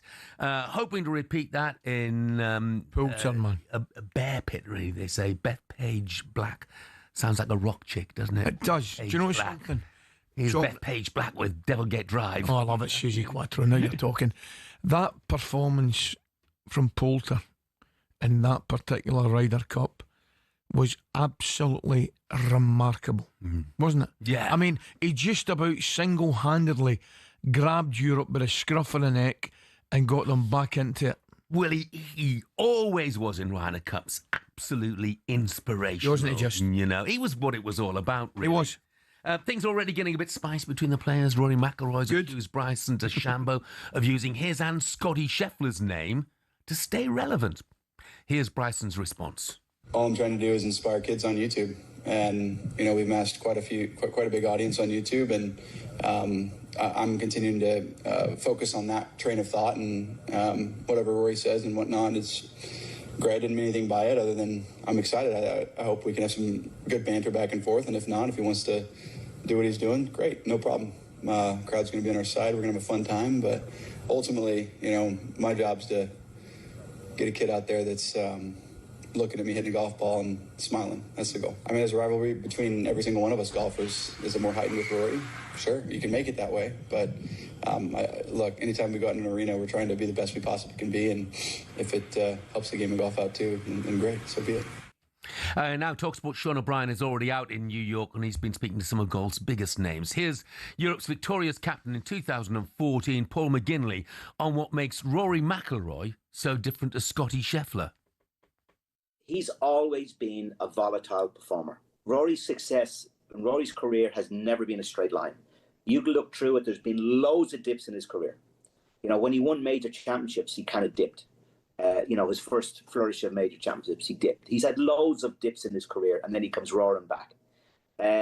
So he's not a Scotty Scheffler. It's not apples and apples. It's apples and oranges. Rory is charismatic. Rory is dynamic in how he plays. He's a risk taker, and he draws people in because he kind of plays in the Arnold Palmer style. That guy is a little bit more hit or miss than a Scotty Scheffler, who plays the percentages, is very detailed and conservative in his approach. So it's very different. So it's no surprise that Scotty Scheffler is leading the world rankings and will do. And he has been absolutely magnificent. But you know what, Coisty? 2012, since we won abroad, one on there. It's hard to go abroad and win a Ryder Cup, that's for sure. I think we will. I am convinced we will. Mate, there's nobody on the planet who hopes you're right more than me. But I can't see it. Why not? I'll tell you why. Well, I'll tell you why. I think going over there is probably far more intimidating than we actually give it credit for. And we know what it'll be like with American fans. Listen, mate, Jeff, I desperately hope we do it, and I will be glued to the telly. But I just think the Americans on home soil are a different animal. You're right. I mean, the crowd is going to play a part. It's no place for rookies. No. And they've got 4, by the way. Exactly. Right. Exactly. And we have McIlroy and Fleetwood and Rose and Hatton and Rahm and Hovland and all with so much experience. And I look at the captain's pick. First of all, I think Keegan Bradley should be playing. Of course, yeah. I'm staggered that he's not. Yeah. Big advantage to us that he's not. Agreed. And I look at some of the captain's picks, and I know you can probably pick holes in some of the European selections as well. Justin Thomas, 100% in the singles. He's missed the cut in 7 of his last 12 majors. Mm-hmm. I mean, he's not been... Colin Morikawa's been in no sort of form. One top 10 finish in the last 14 tour events. Patrick Cantlay joined second in the Tour Championship. Fantastic. But he's missed the cut in 3 out of 4 majors this season. He's had a shocker of a season, apart from the Tour Championship. Ben Griffin, rookie. You can punch holes in too many of the Americans. If we get off to a good start, we generally do, don't we? Yeah, I think that We've got the quality. We've got the experience to win this thing. There's no doubt we've got experience to win it. Where I would maybe take issue with what you're saying, I get it, form is massive, but I just think this tournament more than anything, I just think your individual form can certainly go out the window. I just think your team drag you, the occasion drags you, the whole everything just drags you into another stratosphere. I really do, and they'll tell you better than I would ever tell you. It's a completely and utterly different environment to what they're used to. And I just think it changes people. We spoke about Poulter. Poulter went to a new level in 2012. And he dragged his team with him. And I think that's what this tournament can do with you. I mean, for me, Jeff, I think it's up there with the Olympics and the World Cup in terms of things to look forward to and sit in front of the telly with a glass of red and just not move. Oh, absolutely. It's must not. And by the way, Sky's coverage is fantastic. Fabulous. It's absolutely fantastic. It's a must-not-miss event. Yeah. It is the must-not-miss event of the year, in my opinion. I think captain is significant. Yeah, so do I. Luke Donald, so experienced. Do you know what I didn't know? He doesn't play, but it's picking those pairings, those partnerships, knowing when to send people out. Do you know what I didn't know? And I was only reading it, I think it was last night. Him and Keegan Bradley live about 3 miles from each other. Do they? They actually only live about 3 miles from each other, and they're friends. I think they're a member of the same club down there, and they're co-owners of a restaurant. So, yeah, it's amazing. So, all those things are attached. But I'll tell you the one thing, that you're right, the coverage is unbelievable. And we were there the last time in Italy, and it was fantastic. We're there Thursday, I beg your pardon, was it Thursday, Friday? Anyway, Thursday, Friday, perhaps Saturday. And it's a wonderful occasion, and it's brilliant to be there. However, you will never convince me that the only place to watch the final day of the Ryder Cup is in front of the telly. Every shot. Yeah. I mean, clearly you're not going to get the atmosphere, you're there, it's amazing, I get all that. But in terms of, if you're a golf fan, you want to see every shot, that's the place to do it. Yeah, well, it's just as well that's the case, because I'm still trying to work this out. How is producer Ollie at the Ryder Cup and you and I are sitting here? How does that happen? That's one of life's great mysteries. I can't. He did say bye-bye to me yesterday when he hung up the phone. I bet he did. Yes. I mean, have we worked that one out yet? No. No. Don't get it. It's one for the management afterwards, isn't it? That's for sure. Don't forget, updates of every single session of the Ryder Cup starting at 10 past midday on Friday. Can't wait. Over the next week, we've got some huge guests joining us, including Chris Wood, Andrew B. Johnston, Danny Willett and Lee Westwood. Right, still to come on Breakfast. Superstar Breakfast preview on talkSPORT with Travis Perkins. Doing what matters for the trade. Find your local branch at travisperkins.co.uk. We are joined right here in the studio by Strictly Come Dancing head judge Shirley Ballas, which give us a twirl, I wonder. We'll ask former Liverpool midfielder Ray Houghton if Arnie Slot should actually care about the Carabao Cup. Give us a call on that, Liverpool fans. Would going out actually damage your season? Liverpool usually do brilliantly in the Carabao Cup, don't they? 03717 223344. Plenty of Springsteen renditions coming in. Do keep them coming. 03717 22. Oh, hang on. 03717 12233. Oh, is that you? I have no idea. Is that your number? Oh, that's strong. Yeah, right. 03717 2233. That's the one. 44. That's definitely the usual number. Yeah. That's all. And that was our look ahead with Travis Perkins. Superstar Breakfast preview on talkSPORT with Travis Perkins. Bricks on bricks on bricks. Over 40 million available to order with delivery to site. That's one less thing to worry about.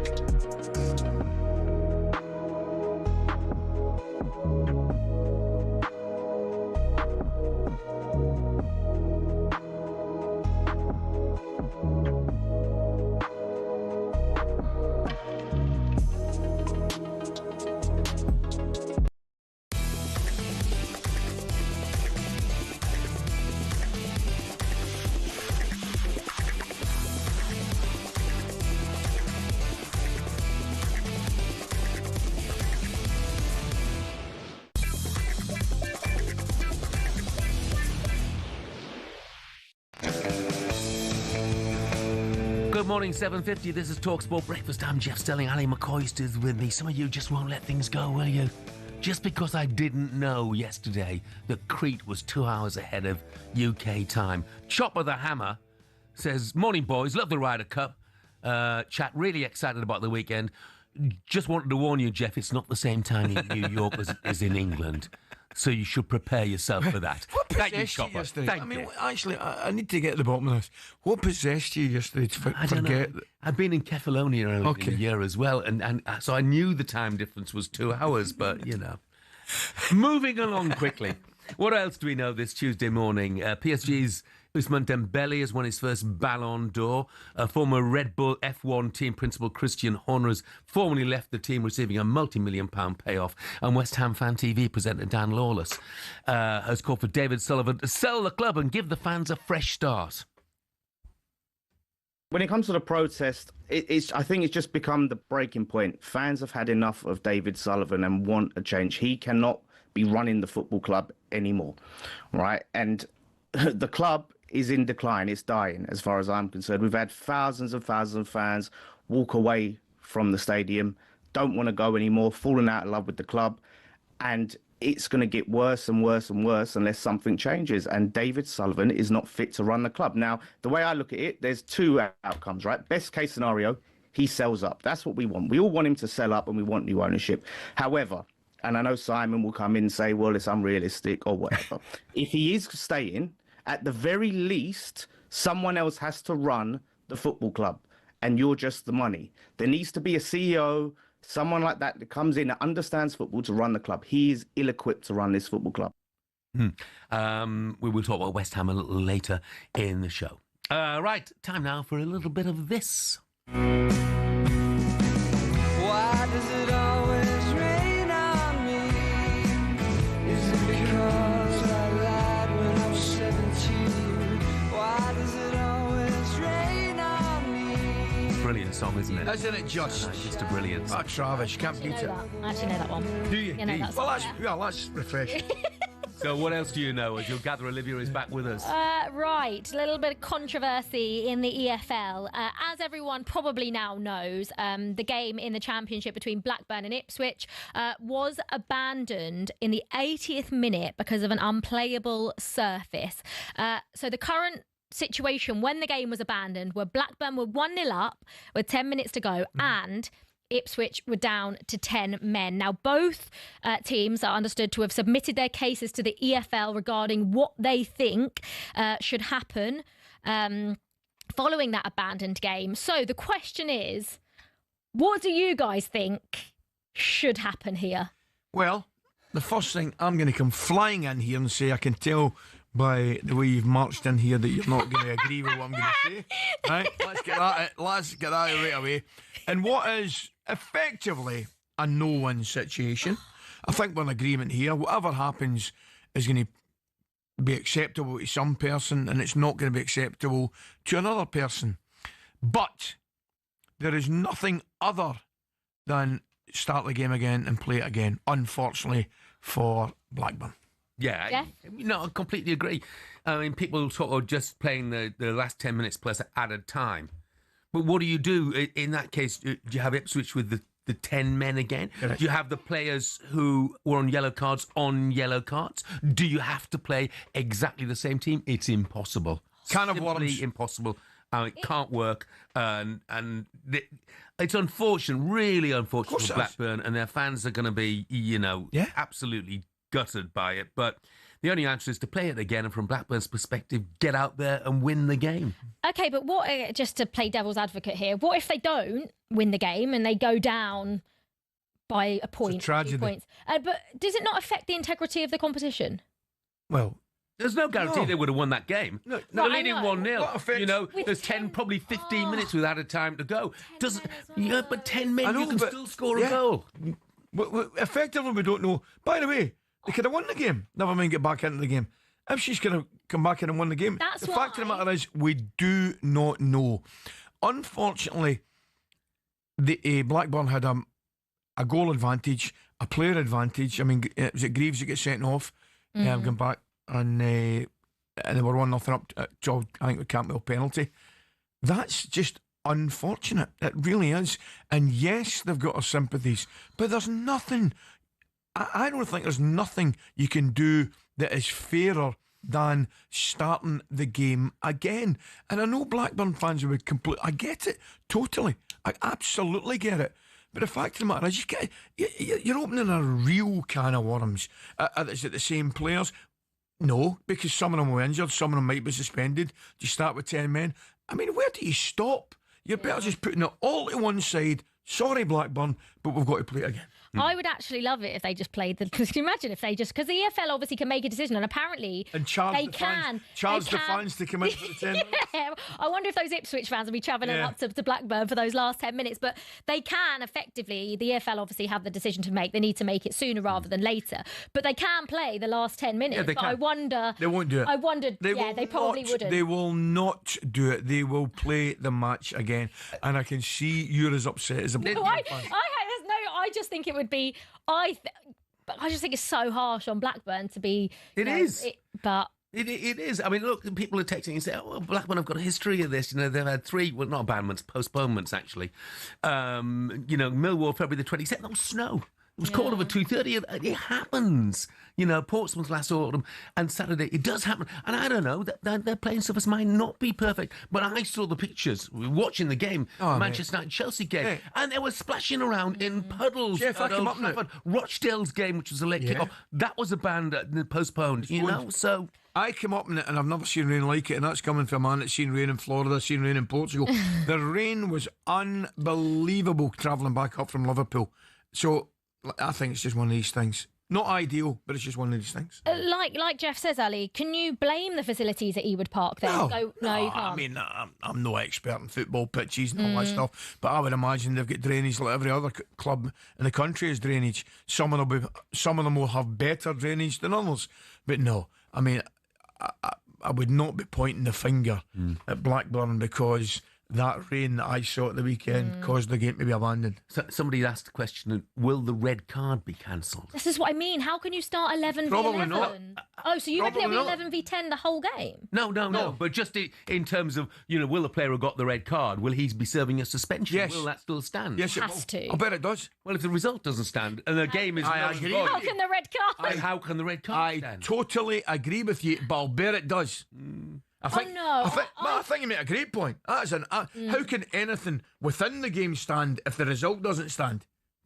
Beyond me. Yeah, it can't. I think but it will. But it will. You better believe So it. the player that got sent off will not. Greaves. But the bookings won't.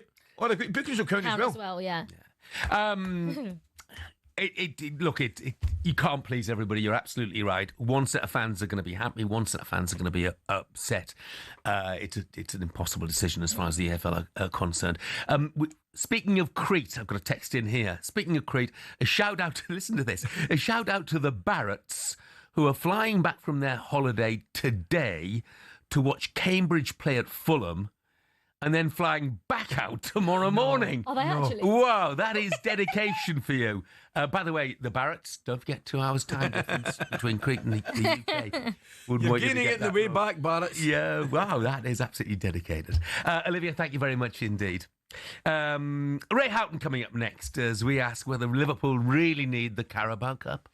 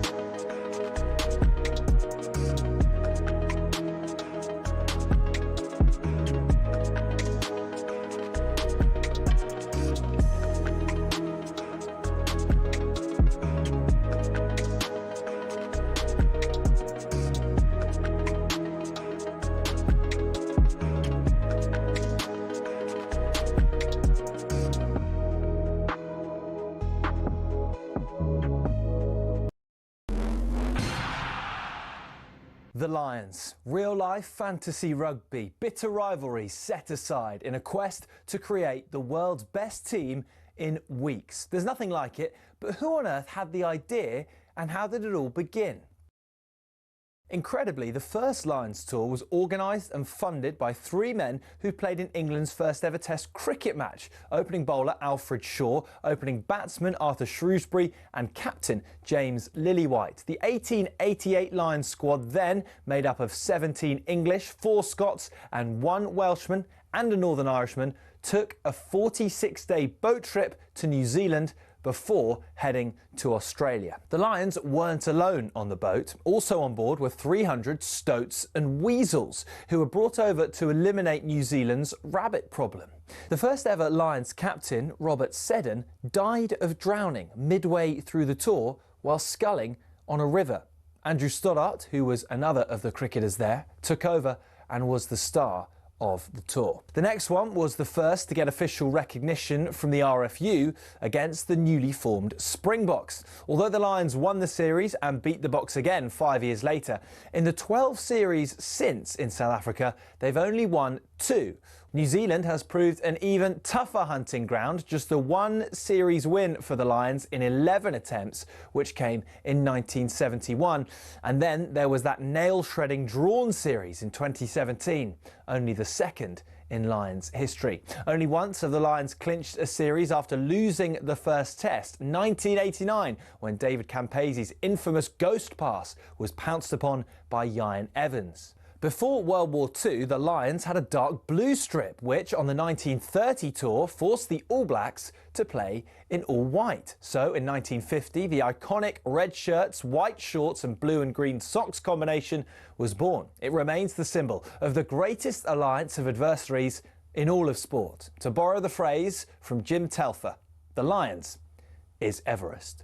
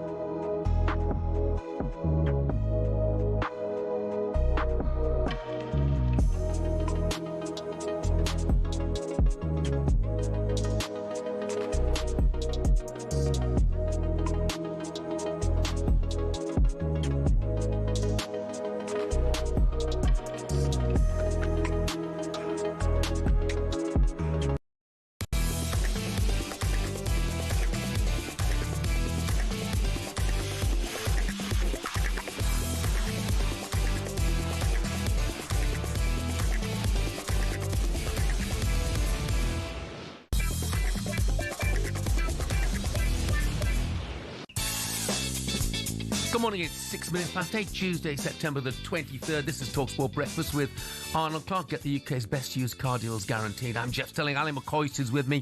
And Andy says, I live a mile from Ewood Park. I'm not a Blackburn fan, by the way. We had over 100 millimetres of rain on Saturday. Add to that, a river runs next to Ewood Park, behind the Riverside stand, funnily enough. If that floods, as it did, there's not much hope for the pitch. Well, it's all kicked off. My phone's exploded. The boys have been on. Frank McAvenny's been on. He wants to know what happens to the suspension. The Greaves getting sent off. Yeah. Macca, I've got no idea and answer your question, but I think it'll stand. Westie's been on, Lee Westie's been on, and he's quite right. Surely the EFL have protocols in place for such situations. There must be a set of rules for certain abandonments. Can't be the first time it's happened. I wouldn't bet on it, Lee. No. You know, I don't think they will have, plans. Well, Connor's texted and he says, morning, Jeff and Ali. There just needs to be a rule in place that states if a match has been played for 75 minutes plus, then the result will stand. Which does seem common sense, doesn't it? Yes. Who's come up with that one? That was Connor who's texted in that. I like it, Connor. Right, on the way for you this morning, we'll be finding out the latest on the situation at West Ham with our chief football correspondent Alex Crook, and we'll head from the football pitch to the dance floor as we welcome in Strictly Come Dancing head judge Shirley Ballas. You won't want to miss that. But now, the Carabao Cup is back on talkSPORT. What a breathless, fantastic advert for Carabao Cup football. Over the top, Lincoln City have won it 3-2 on penalties. It's come out to Moises Caicedo. Oh, he's rifled it in. What a strike. I don't think they're going to be far away from anything this season, actually. They've got the numbers to be really competitive. First time cross, Robinson heads it in for Southampton. In towards the right, Ekatike through the legs of the goalkeeper. You've got to be dominating, you've got to be winning trophies, you've got to be coming back with some sort of silverware. Wolves absolutely rampant here. Wolves 3, West Ham United 2. Brighton comfortably through. Oxford 0, Brighton 6. Edge of the penalty here, onto his right foot, fires the shot, deflected, and in, and it's 2-0 to Burnley. It is Preston 2, Wrexham 3. They have won this game in the dying moment. All the drama of the Carabao Cup live on talkSPORT. The Carabao Cup is back, third round this week. talkSPORT have you covered with 3 live commentaries. Lincoln City against Chelsea tonight is live on talkSPORT. Liverpool against Southampton live on talkSPORT 2. And tomorrow, Port Vale against Arsenal, 8 o'clock kickoff is live on talkSPORT. Let's bring in a man who's won this competition himself twice, I believe. It's a very good morning to former Villa and Liverpool midfielder Ray Houghton. Morning, Ray. Good morning, Ray. How you getting on? Yeah, very well. Thanks, boys. Good. So, look, let's talk Liverpool-Southampton first of all, mate. I know people are going to say this is a competition that Liverpool don't really need with all they've got on their plate. But they have a habit, don't they, of doing mighty well in this tournament. Yeah, they certainly do. Lost the final to Newcastle last season, beat Chelsea, I think, the season before that. So it's been a very good competition for Liverpool. But the start of the season that they've had and the number of games that the players have played, I think the manager will certainly change it around tonight. And also, Jeff, Ali, you've been in the game long enough, you understand what's going on. Managers will pick certain matches where he's got to utilise his squad, and I think this is one of them. I think there's a lot of the fringe players have been very patient on the sidelines, watching the start that Liverpool have had, and they need some minutes on the pitch, and I think the manager will pick those players tonight. It's funny, Ray, do you think there's an element of that with the top clubs? I mean, I even include City in that, for example. City treat, I think, every tournament with respect. But do you think there's an element of, we'll give a few players, maybe 1 or 2 younger players, an opportunity, boys that have been in the fringe and haven't been playing, and then all of a sudden there's a cut-off point perhaps at the quarter-final, semi-final, where, bang, we're taking this really seriously? Yeah, I think that's been going on for a number of years, though, Ali. I don't think this is something new. I remember when we won it with Aston Villa way back in, I think it was 94, 95, around about that time. Manchester United had put out a weakened team in a lot of the games, but when they got to the semi-final and the final, they started to play all their big names in that competition. So it's not something that's just happened over the last few years. I think also the data has got a huge part to play in football now. So all the people behind the scenes, the doctors and all the medical staff will be looking at the players and what they've done in the game so far. Don't forget, it's not just league games they've been playing, Champions League games. They've played for the countries as well. There's been a lot of travelling involved. So I'm sure they've looked at all the data and they'll know who's in the red line, who needs a little rest, and what players need some vital minutes on the pitch, because the way that Liverpool play, you know, it's full throttle. Everything's geared towards pressing, winning the ball back, creating chances, playing at a real high tempo. And the manager's got to look at certain players that he's playing virtually every game and give him a breather. Yeah. I mean, they've got some big games coming up. Palace, Galatasaray, Yeah. Chelsea, all away before the next international break. But as you say, Ray, you know, from the manager's point of view, it's a good game to have because he can put those fringe players into the team. Big game for Southampton as well, by the way. 19th in the Championship. Can you believe that, Ray? No, I can't. I was looking at the results. You know, they've only got 6 points from the games that they've played, and the manager would have been hoping for a lot better than that. I'm sure about that. Now, he's brought some new players in. Some lads have left, some big-name players that have left the club in the summer. So it's a balancing act at the moment. You try to get the right system. You try to get the players up to speed with what's required game to game. But you would expect them to do better than they are at the moment. And that's not to say that they won't improve as the season goes on. I fully expect them to do that with the quality that they've got. But we've seen with Luton, when they got relegated, and then the following season, you know, in the Championship, it was a real struggle for them. Yeah. So you don't want to be caught in that scenario, and you want to try and get as many wins as possible as quickly as you can. Ray, listen, mate, never mind Southampton, wherever they are. What about the Villa at this moment in time? What's your take on that? Yeah, it's not been good so far, Ali, is it? You know, they're just struggling for a little bit of form at the moment. I watched their game at the weekend against Sunderland. They had some chances that they didn't take. Yeah, no, and they're gilt-edged opportunities. And you're playing against 10 men. You've got to win games like that. You know, that would be a slight concern.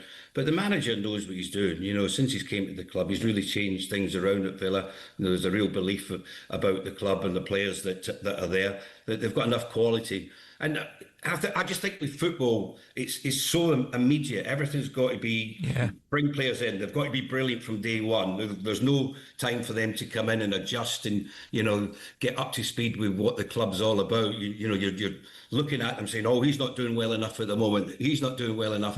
And I just don't think that's right to do that. Some players are just quicker than others. Others might take a little bit of time, and that might be the case with Aston Villa. But I fully expect them to start winning matches and get much higher up the league. Ray, thanks very much indeed, mate. Have a great day. Great to see you, mate. All the best. Just before you go, if you've got enough time, just on your abandonment of games. Yeah. Yes. I played for Fulham in 82-83 season when we were in the second division, the old second division, the Championship was today. We played our last game against Derby, which was finished early because of the fans coming onto the pitch. Still about 2 minutes plus added on time. We win that game, we would have got promoted to the top division. It never happened, and we never got a replay from it. And I've got to tell you, we were really unhappy. So it can't have major effects. And you mentioned that earlier, Jeff. Yeah. It can have major effects on it as well. You know, Right, because I didn't know that, man. the 2-83 season, we played Derby, last game of the season. Have a little look back into it. Malcolm McDonald went to the FA to plead our case, and it fell on deaf ears. Wow. And Fulham never really recovered from that. So you've got to be careful what you're doing as well. Yeah, absolutely, mate. Interesting, Ray. Thank you very much for that, mate. Have a good day. Thank you. And sticking with that. That's amazing. I know. Adam said here how many results are decided after 90 minutes, let alone 75. Late goals decide matches. Look at Man City, Arsenal. Games need to run the full time. And he's right. And by the way, of course, he's right. Tim, who's a Liverpool supporter, says Liverpool would be bottom of the league if games finished after 75 minutes. Very good. Coming next, latest odds with Coral and your Springsteen tribute renditions. That's next. Born in the USA, I was...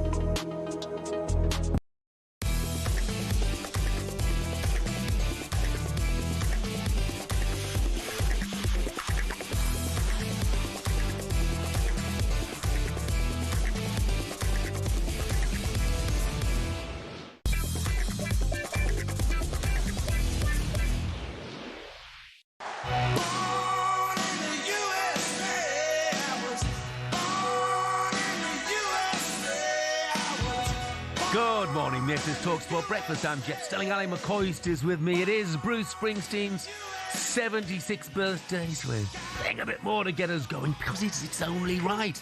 Now, we asked for your Springsteen voice notes a bit earlier in the show, so let's hear the best of them. Born down in a dead man's town, born in the USA. I was born in the USA, born in the USA. I was born in the USA. Run, down, down, down, down, down, down, down. Tramps like us, baby, we were born to run. I thought we'd got Springsteen's number and called him there. It was so authentic. How many people, was that the same person all the way along No, there? there were two, I think. I'm not sure what the guy was going boing, boing, boing, whether that was someone different or not, but brilliant. I hope the boys take this the right way, but that was diabolical. Look, postponements. Oh, man. Scunthorpe, that's the place to be if you want to know about postponements. So, this is a couple of weeks ago. Oh. Scunthorpe playing Eastleigh away. And that is one. That's a trick. That's a trick. So, it's in the National League. 90th minute, there was a head injury. I think player from both sides had a head injury. One was particularly bad. So the game has been ordered to be replayed, even though it was in the 90th minute, and it is that distance apart, and it is the 5th division in England. What was the score? I know that shouldn't have a bearing on it. I think, I can't remember. I think it was level. I think it might have been 0-0, something like that at the time. But then the same week, that weekend, Scunthorpe were playing Wealdstone. Scunthorpe were leading 2-1 after 80 minutes. A Wealdstone player picked up an injury. Okay, the Wealdstone players left the pitch and wouldn't come back out to complete the game. So, what was the reason for it? The injury was so bad. Did it affect them? I think it was a dislocated shoulder. But the players, the manager wanted to carry on. The Wealdstone manager wanted to carry on. The players apparently didn't want to carry on. Anyway, so they got the results gone down in the record book says 0-0, but Scunthorpe have been given the 3 points. I know. So no addition to their goal difference, but they have got the points. So what if they fail to go up, get promoted in goal difference? Jeff, let's not go there. Help me out here, mate. No, me. It's carnage. It really is. Right, time for the latest odds with Coral and Dave Stevens. We're going to Cheltenham.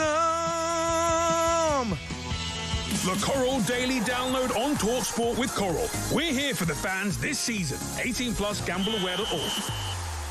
Steve-O, good morning to you. Steve-O, good morning. You were celebrating Bruce's 76th birthday, surely, Steve-O. Jeff, Ali, very, very good morning. Jeff, did you say those were some of the better voice notes on Bruce Springsteen? Yeah, I know. If they were the better efforts, we don't want to be listening to something. Steve-O, get yourself sat down because Jeff and I, opening question for you is plain and simple as... So Steve-O, the abandoned match between Blackburn and Ipswich. You're going to ask me, aren't you? What happens to... Are you paying out on Blackburn winning bets? I knew you were going to ask that, and I've been trying to go through our rules to see what happens. I mean, there are so many. There's every eventuality. I have no idea. I said to Coisty, Steve-O's the man. He'll know. We've just said, I swear to God, Jeff's never been more wrong in his life. I says, you got to give him it. And Jeff's went, Steve will bat this one straight back at me. He'll know the answer. There are certain times, right, where I can just get away with a little, a white lie during this slot. I'm not even going to pretend, because there'll be punters out there, obviously, that have had bets. And if I go and say something different, I genuinely don't know. In terms of the guy, I mean, it has to be replayed, doesn't it? Because clearly the result could have changed in the last few moments. But, we'll get an answer. And my far more professional colleague, Mr. Clare, will pass it on tomorrow. But, Jeff, I want to start... Am I getting my geography wrong? Gateshead versus Hartlepool tonight. Is this a derby of sorts? Yeah, of sorts. Yeah, I mean... but only of sorts. I'm trying to change the subject, Ali.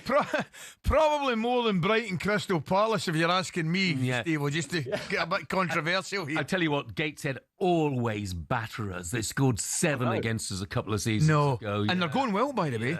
They're doing okay. They're a bit up and down, but we're not going well. So your favourites, 11-10 to win this one, Jeff. Gated 2-1. Yeah, we haven't scored in the last.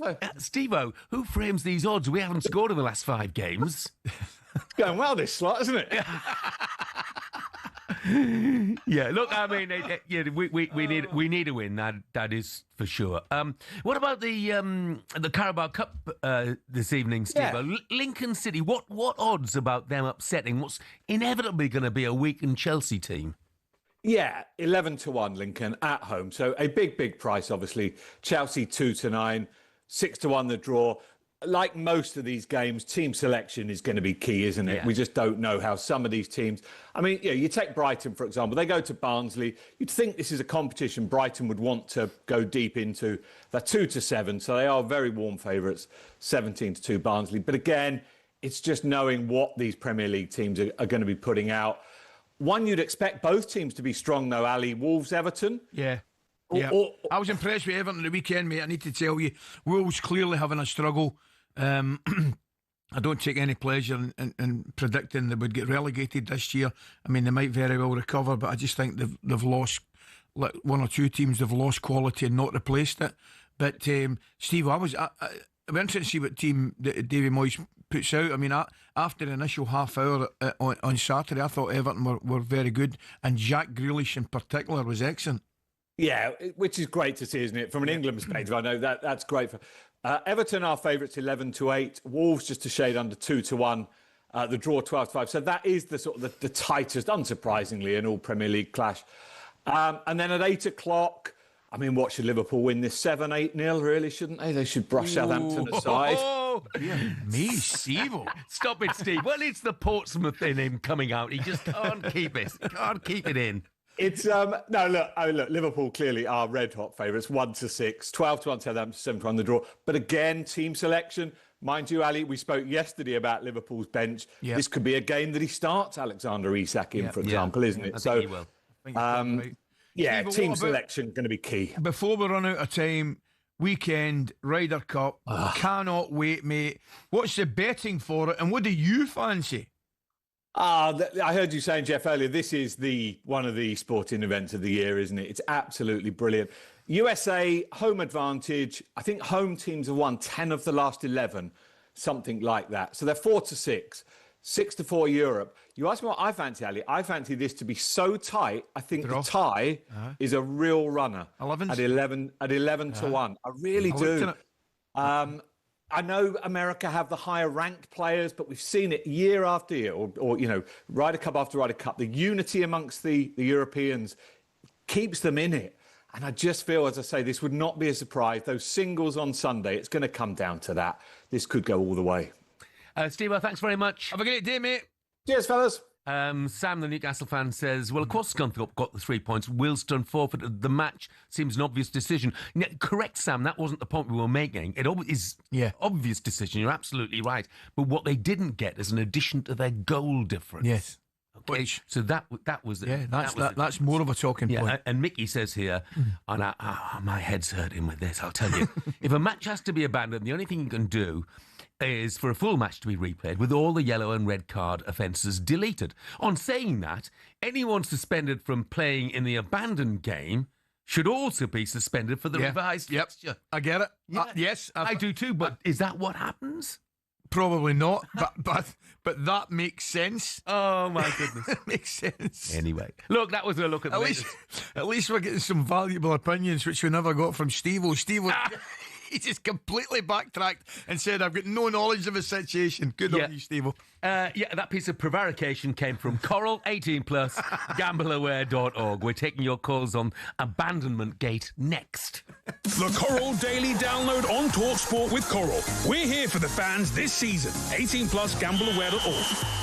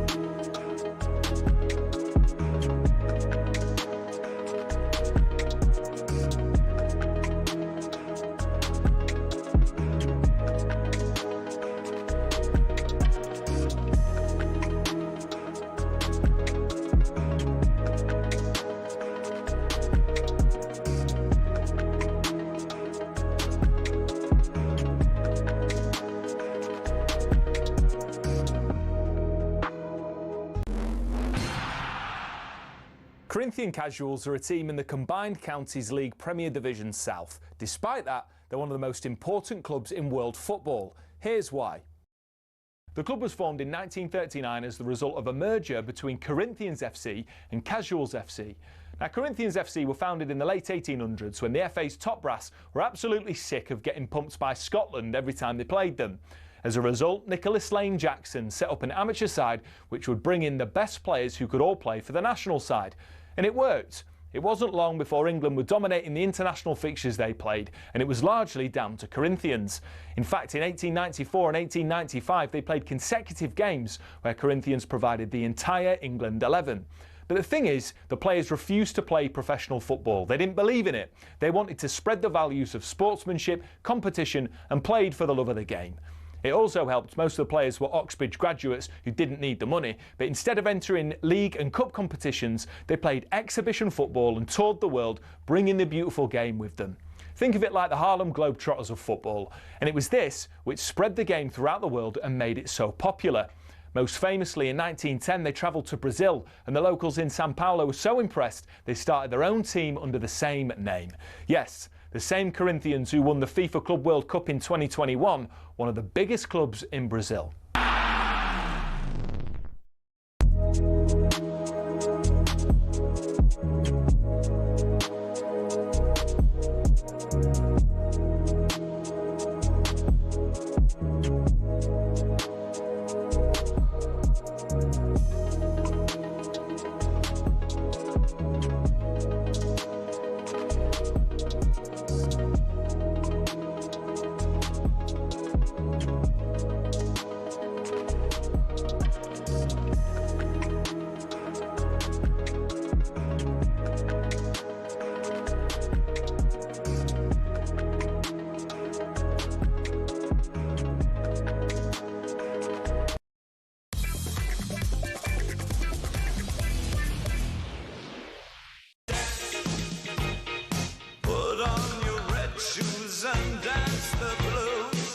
Classic with a David Bowie. This is talkSPORT Breakfast. We love Bowie, you and I. Oh, absolutely. Get £750 of any used electric car or home charger. Give us your number one bout. I know you're on a link there and I just completely interrupted you, but I'm dying to know.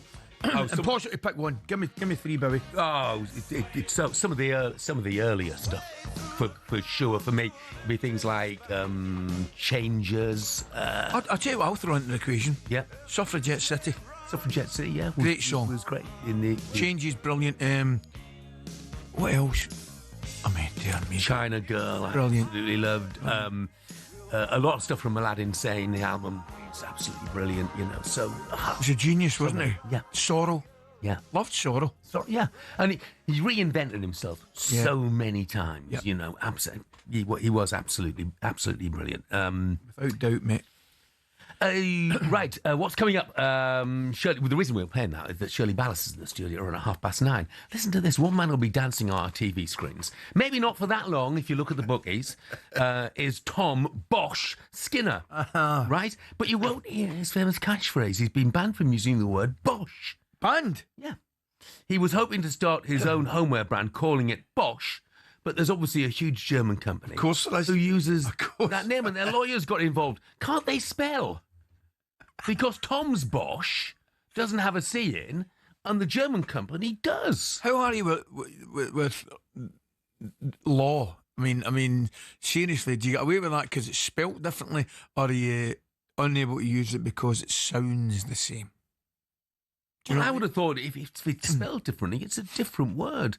So surely, you can't have, protection for a name like Bosch that's spelled differently to Tom Skinner's Bosch. Can you? Hold on a minute. Are we seriously discussing? Come on. I know. Anyway, what's happened to us? Oh, I don't know. Back to the Blackburn game. Okay, the abandoned Blackburn and Ipswich game. Listen to this, just add an extra complication in. Oh, no. Andy and Leicester. Some years ago, Leicester City against Nottingham Forest was abandoned after a player had a heart attack. Forest were 1-0 up. So the game was replayed. And in the replay, we, Leicester, allowed them to walk a goal in. No. Yeah. Seriously? And look, I don't know if anybody's suggesting that this is replayed. Would Ipswich let Blackburn walk a goal in? So That's they had the advantage? I remember reading somewhere that our fantastic listeners will give you the full story. I think Dennis Law scored 5 goals in a game for Huddersfield. The game got abandoned, replayed, and I think they get beat. I think they were beaten. They were. I remember that. Yeah, Dennis Law scored a bag full of goals and they lost the replay. Hope Dennis still counts them. Stuart and Ipswich, here we go. At the end of this one, we can say, bosh. Well, we're not allowed to, are we? Stuart says, Jeff, only one fair way to settle the abandoned match. Get both teams together in a room and have Ali tell his story until the first team gives up and concedes the points. Very good. Brilliant. Thank you, Stuart. Plenty of you want to have your say, so let's hear from a few people now then, shall we? What should happen to that abandoned match, Blackburn and Ipswich? Paul's a Liverpool fan. Morning, Paul. Good morning, Paul. Morning, guys. Yeah, my point is that, I don't know, football needs to take a leaf out of motorsport in terms of, like, British Superbikes or MotoGP. If you had a race that had run 2/3 of the distance, whoever was winning at the time would be awarded the race. Seems a bit harsh. In terms of motorsport, you might be saying that the guy, if you rerun the race, he could finish 15th or 20th in the rerun when he's led for 20 laps or something like that. Yeah. I tell you what, Paul. I tell you what it would do. It would change the attitude of the coaches and the managers and the players to the surroundings, particularly the weather, if that was the case. Because effectively, if you knew the game and the result was going to stand with the game getting abandoned, it would certainly change your outlook and the way you played the game. Yeah, no, I totally agree. I think, like, you know, as I say, if there's bad weather on the horizon during the race, and you would completely handle it differently tactically. Yeah. As to if you know that you've only got to potentially make 2/3 of it, you'd hold position rather than push to go past them and stuff like that. So anyway. Paul, thanks very much. Good one, Paul. Thanks, mate. Paul. I mean, the other issue then is if you know that game's going to be abandoned, you know, and you're the side who's losing, are you pressurising the referee to get it called off? Oh, you better believe you are. 100% you are. And you're playing on it. You know, you're particularly putting passes into wet areas, soggy areas, hoping you would absolutely do that, mate. 100%. Let's take another call on it, shall we? Jason's PJ, I beg your pardon. PJ is a Man City fan. Morning, PJ. Morning, PJ. Good morning, Jeff, Ali. Thank you for taking the call. No worries, mate. What do you think? What's the perfect solution? So my solution was that the game was played again with as many of the players that were medically able to play again, including the lad Greaves, with the exception that for Blackburn, who obviously had a couple of advantages in the game, they are awarded them advantages during the game. So whatever the minute was they scored, they get a goal. Right, but what happens if somebody scores before that minute? Whoever was winning at the start and would be awarded the race. Yeah, I think we lost you, PJ, but we got the point. Thank you very much indeed for that. We got a Blackburn fan on the line. I can imagine what he's going to say, but let's find out. Luke, morning, Luke. Good morning, Luke. Morning, lads. How are you doing? Yeah, good, mate. Well, mate, what do you think? Were you at the game, first of all? I was at the game and I was soaking wet. Well, I said, look, I said to Jeff, I was driving kind of up the M6 at that point. I've never seen rain like it, mate. I know, it was really bad, but my view on all this, I think it's unfair if they replay the whole match due to the fact they had a player sent off and obviously we were 1-0 up. I don't see how they can't just carry on the game from the minute it got stopped with all the same players who were on the pitch at that time. Because then it's that they've still got the time to get the equaliser at Ipswich, but they're down to 10 men, and Blackburn have because if you start at 0-0 all over again. And say Blackburn went down by 2 points, then 3 points that they could have possibly got in that game could keep them up. If you get, like the playoff situation or that, I just think it's really unfair if they do that. Yeah. Because replay it, because it's just a very unfair advantage. Yeah, take your point. Thanks very much indeed for that, Luke. Mark the Imp says, read the Blackburn replay. There should be a Blackburn replay. They should be allowed for a goal to be walked in and for one of the Ipswich players to punch the ref on the nose to voluntarily get sent off. I would suggest there'll be a queue all the way to Ipswich to do that. Ian is an Ipswich fan. Morning, Ian. Hi there, guys. Morning. How are you? Very good. What do you think? One thing I will say, I did understand that Kieran McKenna did want to bring on a couple of subs, but he was worried that the periscopes would cause a tripping hazard. No, I am on a podcast called Where the Town Walk, and we've been discussing this week. And one of the big problems here is that the FA and the EFL don't have rules that align. The FA basically says if it's cancelled, if it's abandoned because of something that's out of their control, then it's a replay, end of. Whereas the EFL has slightly different rules, and it's more focused on, the club is responsible to facilitate a fixture. Blackburn failed to facilitate a fixture because of the flooding, and it's a known problem there. It happened in 2015 against Middlesbrough. You got the River Derwent runs right around the back of the East Stand. So for me, as bitter as it may be for the Blackburn fans to take on board, they are going to have to replay the full fixture because you can only base a replay on facts. And the fact was, the game hadn't finished. And there was, I think, 11 minutes left to play. There'd been hold-ups before there. So when people say there's only 11 minutes to play, you've got to add about 8 or 9 minutes extra time. Yeah. Can I ask you a question? Here's a question for you, mate. Would you still have the same opinion if it was 5-0? Well, this is the thing. So when you look at the panel's going to speak to the referee and say about the conditions, and then you're going to look at the game and say, what was the likelihood of that game being a win for Blackburn? And one stat here is 18% of goals last year in the Championship was scored in the last 10 minutes. Mm-hmm. So that's how many of those 18% of goals in the last 10 minutes were scored by a side with 10 men? 0. But again, you look at the penalty. It should have been a penalty. The ball just got intercepted when it held up in the rain. The pitch was dreadful. But like I said, it's going to be bitter forever, whichever way it goes. So I can only see one outcome of this, and it's just a full replay. Yeah. No gadgets, no giznit. I think we agree. I think, Ian. Thank you very much for your call. Thanks, mate. Ian. Matt in Chorley says, I was there on Saturday. There was no way Ipswich would have scored in the last 10 minutes. I can guarantee that when we have a replay, it'll be against Ipswich on a 6-game unbeaten run and when we are ravaged by injuries. Yeah, I know how you're feeling, Matt. And by the way, Jill's texted in about Bosch. She said, Jeff, yes, you can.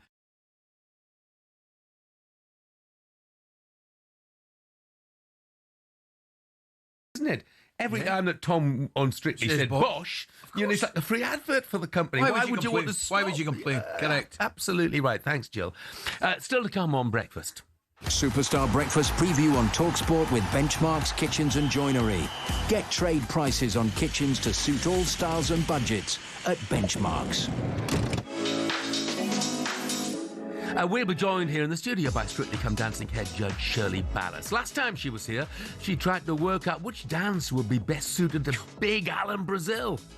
I thought a bit of salsa maybe, Yes. a little shake and bake going on there. What do you think? I think... Maybe after a few gin and tonics, taking a look at you, you know what I mean? I think more Gavi, a bottle of Gavi, and A bottle- then my legs You're start anybody's. Shake and bake, was that? I don't know what it was. Next up, Alex Scrittlebinger's up to speed with the Monchi situation, leaving Aston Villa as president of football operations, as we understand at the moment. That's all to come. And that was our breakfast preview with Benchmarks. Superstar Breakfast preview on talkSPORT with Travis Perkins. With 250 hire branches nationwide, it's easy to hire at Travis Perkins.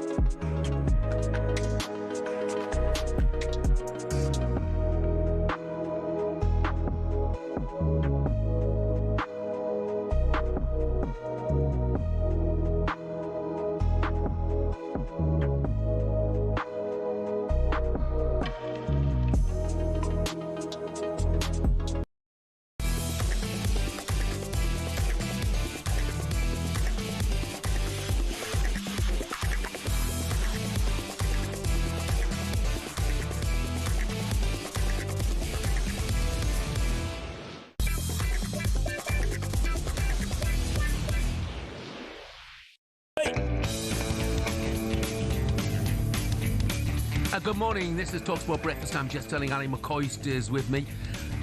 Lots of useful suggestions about what should happen with the Blackburn-Ipswich game.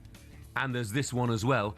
Why don't they just decide to abandon games with school playground games, crossbar challenges, or rock, paper, scissors? Yeah, that should sort things out, shouldn't it? In rugby league, says Richard, if the game was over 75% complete and then abandoned, the result stood as it should. And here's... I don't have a problem with that. Excuse me. I don't have a problem with that as long as that... They're the rules. That's the laws. As long as we know that's what's happening. Yeah. But Richard's gone on to say that certain teams, if they were in front after 75% of the game had been completed, they start a full fist fight to get the match abandoned deliberately. I'm not going to name those teams, Richard. No, I think it could be slanderous. It's an extreme, that. And Adrian in Huddersfield says, regarding the postponed match between Blackburn and Ipswich, I think I think the fairest way to sort this out would be to award 3 points to either Liverpool or Manchester United, as they get all the other decisions. Thank you very much indeed, Adrian. Now, news emerging overnight. Aston Villa President of Football Operations Monchi is set to leave the club. A mixture of a difficult summer in the market and a poor start to the season are the reasons believed to be why Monchi is leaving. Let's get more on this with talkSPORT's chief football correspondent, Alex Crook. Morning, Crookie. Morning, Crookie. Morning, boys. How surprising is this, do you think? Yeah, I think it came out the blue. Certainly the timing of it as well. We first got wind of it very late last night. Obviously, the transfer window has not long shut. But as you say there, I think people close to Monchi are suggesting to us at talkSPORT that maybe he feels he's taken the club as far as he can. Obviously, the PSR situation has been a big problem for Aston Villa this summer, having missed out on a place in the Champions League on the final day of last season. That has hampered their spending. I'm also told that Monchi wanted stronger financial support in this window. He was hoping they'd be able to sign Marcus Rashford and Asensio, 2 players they had on loan last season permanently. I think with Rashford, that was always unlikely because he made it pretty clear right from the outset that Barcelona was the only club for him. But Asensio actually ended up going to Turkey for an initial €7 million. And I think there was a frustration and maybe a surprise from Monchi that Villa couldn't match that. The other side of the coin is you look at some of the signings that he has overseen that haven't really worked out. Moussa Diaby wasn't there for very long. They spent huge money on Andre Onana, and he's facing a constant battle seemingly to stay fit. Donyell Marlon came in January, didn't make much of an impact either. So I think it's a combination of things. But it will be a concern for Unai Emery. And you look at his body language this season, he obviously was very critical of his players after that 1-1 draw against 10-man Sunderland at the weekend. He had a spiky exchange with our own Sam Matterface, I think after the second game of the season, maybe in the first game of the season, and that raised a few eyebrows. Monchi has been a big ally of Unai Emery. He was the person who pushed for him to come in as the sort of sporting director. The president of football operations was his official title. I'm not suggesting that Unai Emery is under any pressure. I think he's got enough credit in the bank and the Aston Villa hierarchy realise financially his hands are tied. But to say that is a key boardroom ally that he will no longer be able to lean upon. Crookie, I mean, you're right. I don't think he's under any pressure, and nor should he be. But would he be looking at his own position? Maybe. And you look at those comments, and I know you played them out on Breakfast yesterday. Jim White revisited them as well on their show and counted the number of times that he accuses players of being lazy. Obviously, this is a manager who this time last year, his stock was incredibly high. He was being talked about as a potential replacement for Erik ten Hag at Manchester United. I'm not sure if United were to fire Ruben Amorim, that necessarily Unai Emery would be part of the conversation now, because it was a disappointing end to the season. And I keep going back to that game at Old Trafford as a sort of sliding doors moment. I know Martinez got himself sent off. There was a controversial refereeing call that Gabby Agbonlahor has never forgiven Howard Webb for. Yeah. I know. But that was a real missed opportunity to cement Villa as a Champions League club. And I think had they have managed to win that game and get over the line and finish in the Champions League place, then their summer would have looked very differently. So maybe Unai Emery will look at the situation and think, have I taken Aston Villa potentially as far as I can? What about West Ham, Crookie? I mean, so much speculation about who the next manager is going to be. It's almost as if Graham Potter's gone already. Yeah, and this is a bit of history repeating, really, for West Ham, because this was the same situation that Julian Lopetegui found himself in. I think by the time West Ham actually pulled the trigger on his tenure, a lot of people felt sorry for Lopetegui because he was a dead man walking. They were sounding out replacements. There were images of Graham Potter meeting with the club's hierarchy, and that didn't go down particularly well at the time. So it won't be a massive surprise, I think, to Potter, having been through the process himself, that the likes of David Sullivan and Karen Brady are sounding out potential replacements. We reported exclusively last week on talkSPORT that Slaven Bilic, former player and manager, is one of those targets, one of those they've spoken to. So too Nuno Espirito Santo. Gary O'Neill is another name that has been mentioned to me. Edin Terzic is someone that they've admired at West Ham for a long time. I think the timing of this is going to be interesting. I think Graham Potter will be in charge, at least on Monday night when when West Ham go to Everton live on talkSPORT. Then they've got Arsenal away. So 2 quite difficult away fixtures before the international break. You can't really make a case for West Ham getting any points from either of those games. If they don't, then I would expect the decision to be made probably during that international break. Slaven Bilic is willing to come in on a short-term contract. I'm told that might appeal to David Sullivan, because I think ideally he would only like to appoint someone to see them through until the end of the season and then make a long-term call from there. And he's also lining up fellow former West Ham players, the likes of James Collins, to come in and join his backroom staff. So let's see where this goes. But I think it's highly unlikely, unless he pulls off some kind of miracle in these next 2 games, that Graham Potter will still be there once football resumes after that October break. Crookie, thanks very much, mate. Thanks, Crookie. Have a good day, mate. Cheers, guys. So can Graham Potter save his job? Well, you can hear if he can do just that on Monday night. Away at Everton, David Moyes and all that. Amazing fixture. It's live and exclusive on talkSPORT. Coverage starts from 7 o'clock. Kickoff is at 8, live on talkSPORT on Monday night. Scott's just reminded us, I mentioned this earlier on, but I'll do it again. Eastleigh against Scunthorpe a couple of weeks ago was abandoned with 3 minutes left to go in injury time due to bad head injuries. The score was 1-1, yet the National League have made the decision there to replay that fixture. And Scott Mintos texted me. He said, at Benfica, we had a game called off due to fog after 15 minutes away from home. We stayed overnight and finished the remaining 75 minutes the next day. We were 1-0 up. We won 4-0. But there was a game involving Sporting in 96 where the game was called off with 2 minutes remaining. They finished the 2 minutes 12 days later. Wow. That's unbelievable. Yeah, I mean, it's a conundrum to which at the moment we don't have an answer. I thought Scott was going to tell me that game that got abandoned in the fog, the goalkeeper was still in the box at 4:30 in the morning. No, in the bar at 4:30 in the morning, yeah.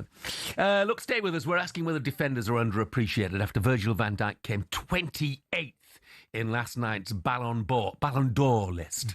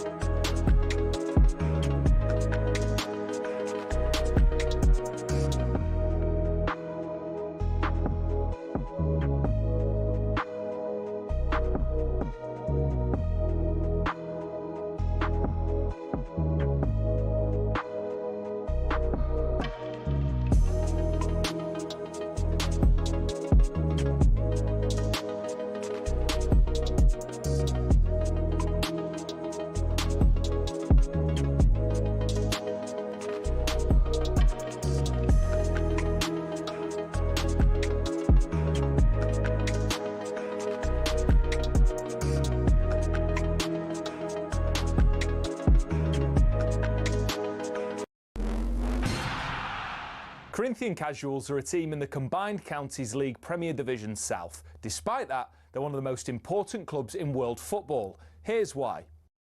The club was formed in 1939 as the result of a merger between Corinthians FC and Casuals FC. Now, Corinthians FC were founded in the late 1800s when the FA's top brass were sick of getting pumped by Scotland every time they played them. As a result, a man called Nicholas Lane Jackson set up an amateur side which would bring in the best players who could all play for the national side. And it worked. It wasn't long before England were dominating the international fixtures they played, and it was largely down to Corinthians. In fact, in 1894 and 1895, they played consecutive games where Corinthians provided the entire England 11. But the thing is, the players refused to play professional football. They didn't believe in it. They wanted to spread the values of sportsmanship, competition, and played for the love of the game. It also helped that most of the players were Oxbridge graduates who didn't need the money. But instead of entering the league and cup competitions, they played exhibition football and toured the world, bringing the beautiful game with them. And it was this which spread the game throughout the world and made it so popular. Most famously, in 1910, they travelled to Brazil. And the locals in Sao Paulo were so impressed, they started their own team under the same name. Yes, the same Corinthians who won the FIFA Club World Cup in 2021, one of the biggest football teams in Brazil. Now, they were global superstars, and despite not being professional, Corinthians drew in the crowds. Everybody wanted to play them, everybody wanted to watch them. So much so, they regularly played the winners of the FA Cup in what eventually became the Community Shield, winning most of the time. They actually inflicted Manchester United's worst defeat, 11-3, a record which still stands to this day. Now, fast forward to today, Corinthian Casuals still don't pay their staff or players. The ethos of sportsmanship is still at the heart of everything that they do. And even though they're a side in the lower leagues, if you make the trip to King George's Field in Tolworth just off the A3, you'll most likely bump into Brazilian Corinthians fans who often make the pilgrimage across the globe just to watch their founding team play.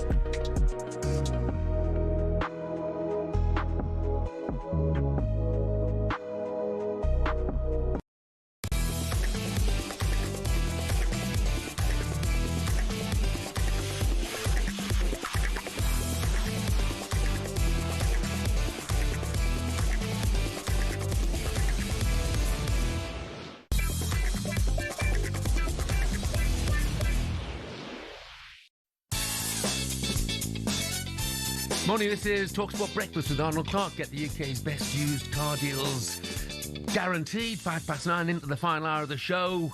With me, Jeff Stelling, alongside me, Ally McCoist. We'll continue to preview our Carabao Cup action this week with Bradford City goalkeeper Sam Walker. They take on Newcastle tomorrow.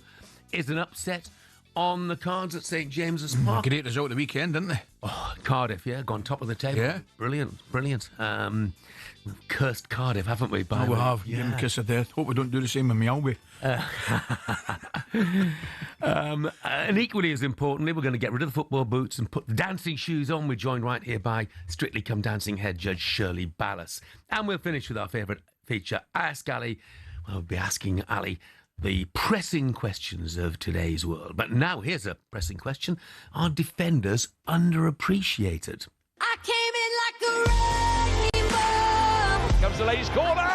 Yes, they can. It is Virgil van Dijk. Wallace with a shot. Oh, what a challenge. A goal-saving challenge from Charlie Taylor. The prestigious Ballon d'Or award has been won by Fabio Cannavaro.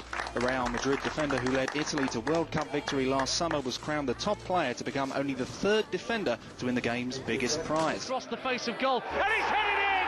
They're back in front.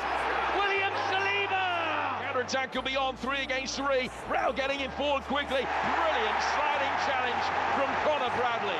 That is magnificent. Into the penalty. Not towards goal. And it's there.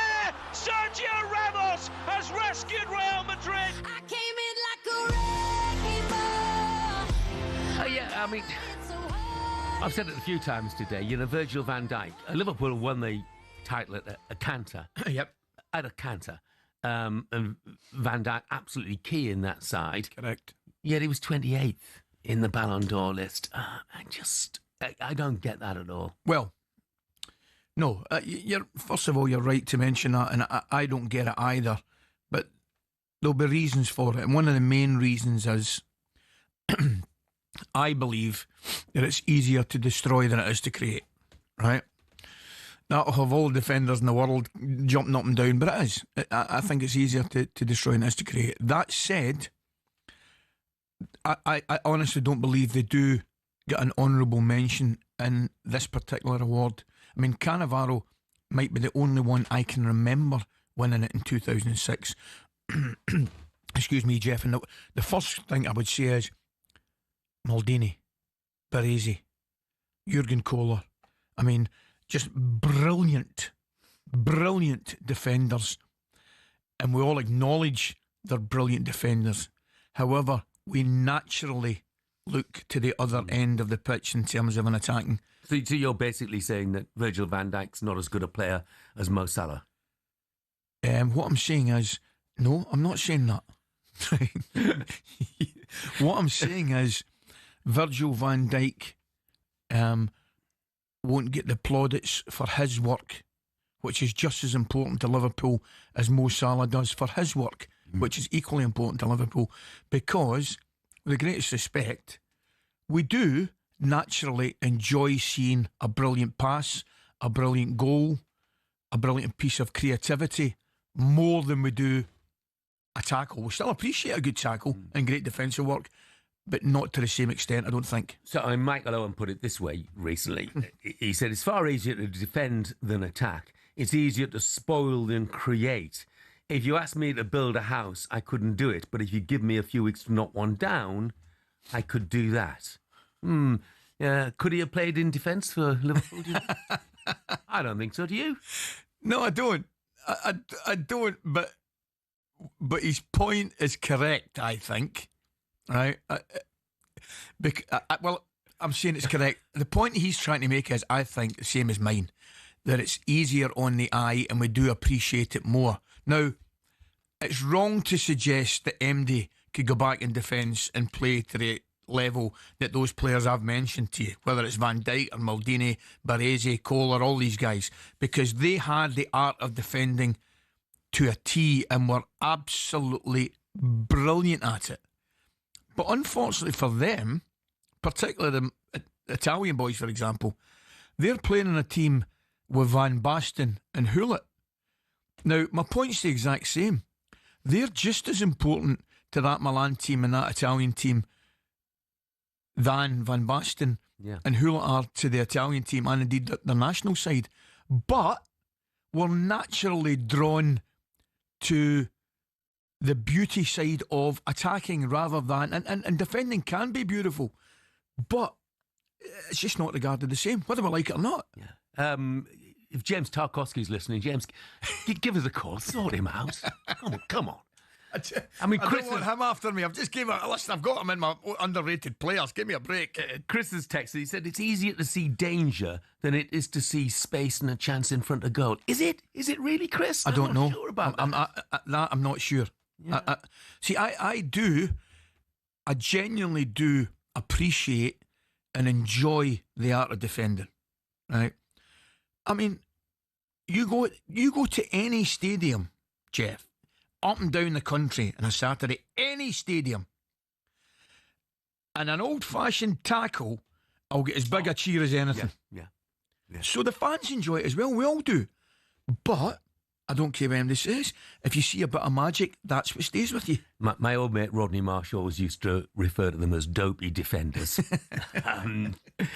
Right, staying with the Ballon d'Or, European football expert Kevin Hatchard follows football across the continent more than anybody else. Here's his reaction to Ousmane Dembele being crowned the world's best player. So Ousmane Dembele won the Ballon d'Or, and that was largely thanks to PSG winning their first ever Champions League title. Dembele was such a key part of that success. success. Mo Salah's chances of winning the award probably went up in smoke when Liverpool were knocked out by PSG at Anfield. Vitinha was a big part of PSG's success. I think his time might come if he continues to improve. And Lamine Yamal, I think, will definitely win a Ballon d'Or. He was absolutely superb as Barcelona did the domestic double and got to the Champions League semi-finals. Of course, Lamine Yamal could be a big part of Spanish success at the World Cup in the summer. Harry Kane's banging them in for Bayern Munich. He'll hope that if he can challenge for the Champions League and for the World Cup with England, he's got a shout of winning the Ballon d'Or. Elsewhere, Kylian Mbappe has been absolutely superb for Real Madrid in the opening weeks of the season. Jude Bellingham, of course, has missed the start of the campaign with injury. He's got a bit of catching up to do if he wants to win it. And, of course, Lamine Yamal will be part of that conversation once again. Right, here's a question for you. Do you have to win something to win the Ballon d'Or? Well, it seems that way, doesn't it? You know, I always hark back to... Well, that can't be right, can it? Of course it... No, because, you know... I always hark back to the days when I used to work with George Best. And people say, well, how can George Best have ever been seen to be a world-class player? You know, he's won nothing on the world stage. Well, that's because he played for Northern Ireland. Correct. You know, so... Won a European Cup. It was impossible. Of course, the Manchester United won a European Cup. But in national terms... He was in a team where it was impossible to win anything as a team, you know? I'd take it a step further, right? I would say to you, it probably is possible to win the Ballon d'Or if you don't win anything, only if you're a forward. Yeah, no, I think that's... I don't think... It's just the number of goals you score. I don't think a defender has a chance of winning it at the best of times, but they've no chance of winning it if they haven't won anything. Yeah, Craig has texted in and said there shouldn't be individual awards at all. Team game, so team award. I don't think it's unreasonable to have individual awards, you know. But James has also texted and said, Coisty, if defending is easier than attacking, why are there more games with goals than 0-0 results? I scratched my head at that. That's backing me up. That's backing you, isn't it? Yeah. Anyway, any fan would rather, said Stephen, any fan would rather watch a 4-3 game than a 1-0, as simple as that. Yeah, I take the point, but you just think there's an imbalance of defenders. I don't disagree. I just can't get. I mean, James has said, is your point about defenders being appreciated or Virgil van Dijk? I'm using Virgil van Dijk as an example, you know, of the fact that defenders are underappreciated. There's no question that Virgil van Dijk is better than the 28th best player in Europe. That's absolutely, indisputable. So, just a bit of an imbalance there in the voting. Maybe the journalists who vote should just cast their net a bit broader, take a broader view of the game. Anyway, newly promoted Bradford City flying at the top of League One. We'll ask their goalkeeper Sam Walker next whether they can shock Newcastle United at St James's Park tomorrow night.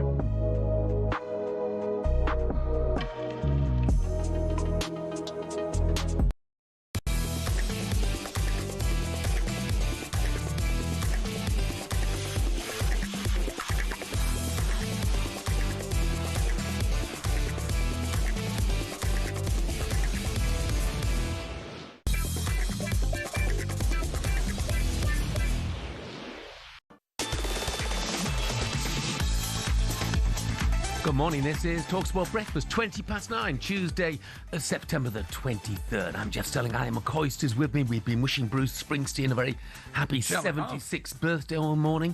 With you sending your voice notes in, we may have a winner. Here's what came in from someone simply known as H. Got a wife and kids in Baltimore, Jack. I went out for a ride and I never went back. Like a river that don't know where it's flowing. I took a wrong turn and I just kept going. Everybody's got a hungry heart. Everybody's got a hungry heart. Lay down your money and you play your part. Everybody's got a hungry heart. Oh, I love the way he did that. Listen, H, I've got news to you, mate. See that wrong turn that you took and just kept going? Keep going. Yeah, when I said we may have a winner, we may not have a winner as well. I love the way he did the great heart. It was seamless, wasn't it? Absolutely. Brilliant.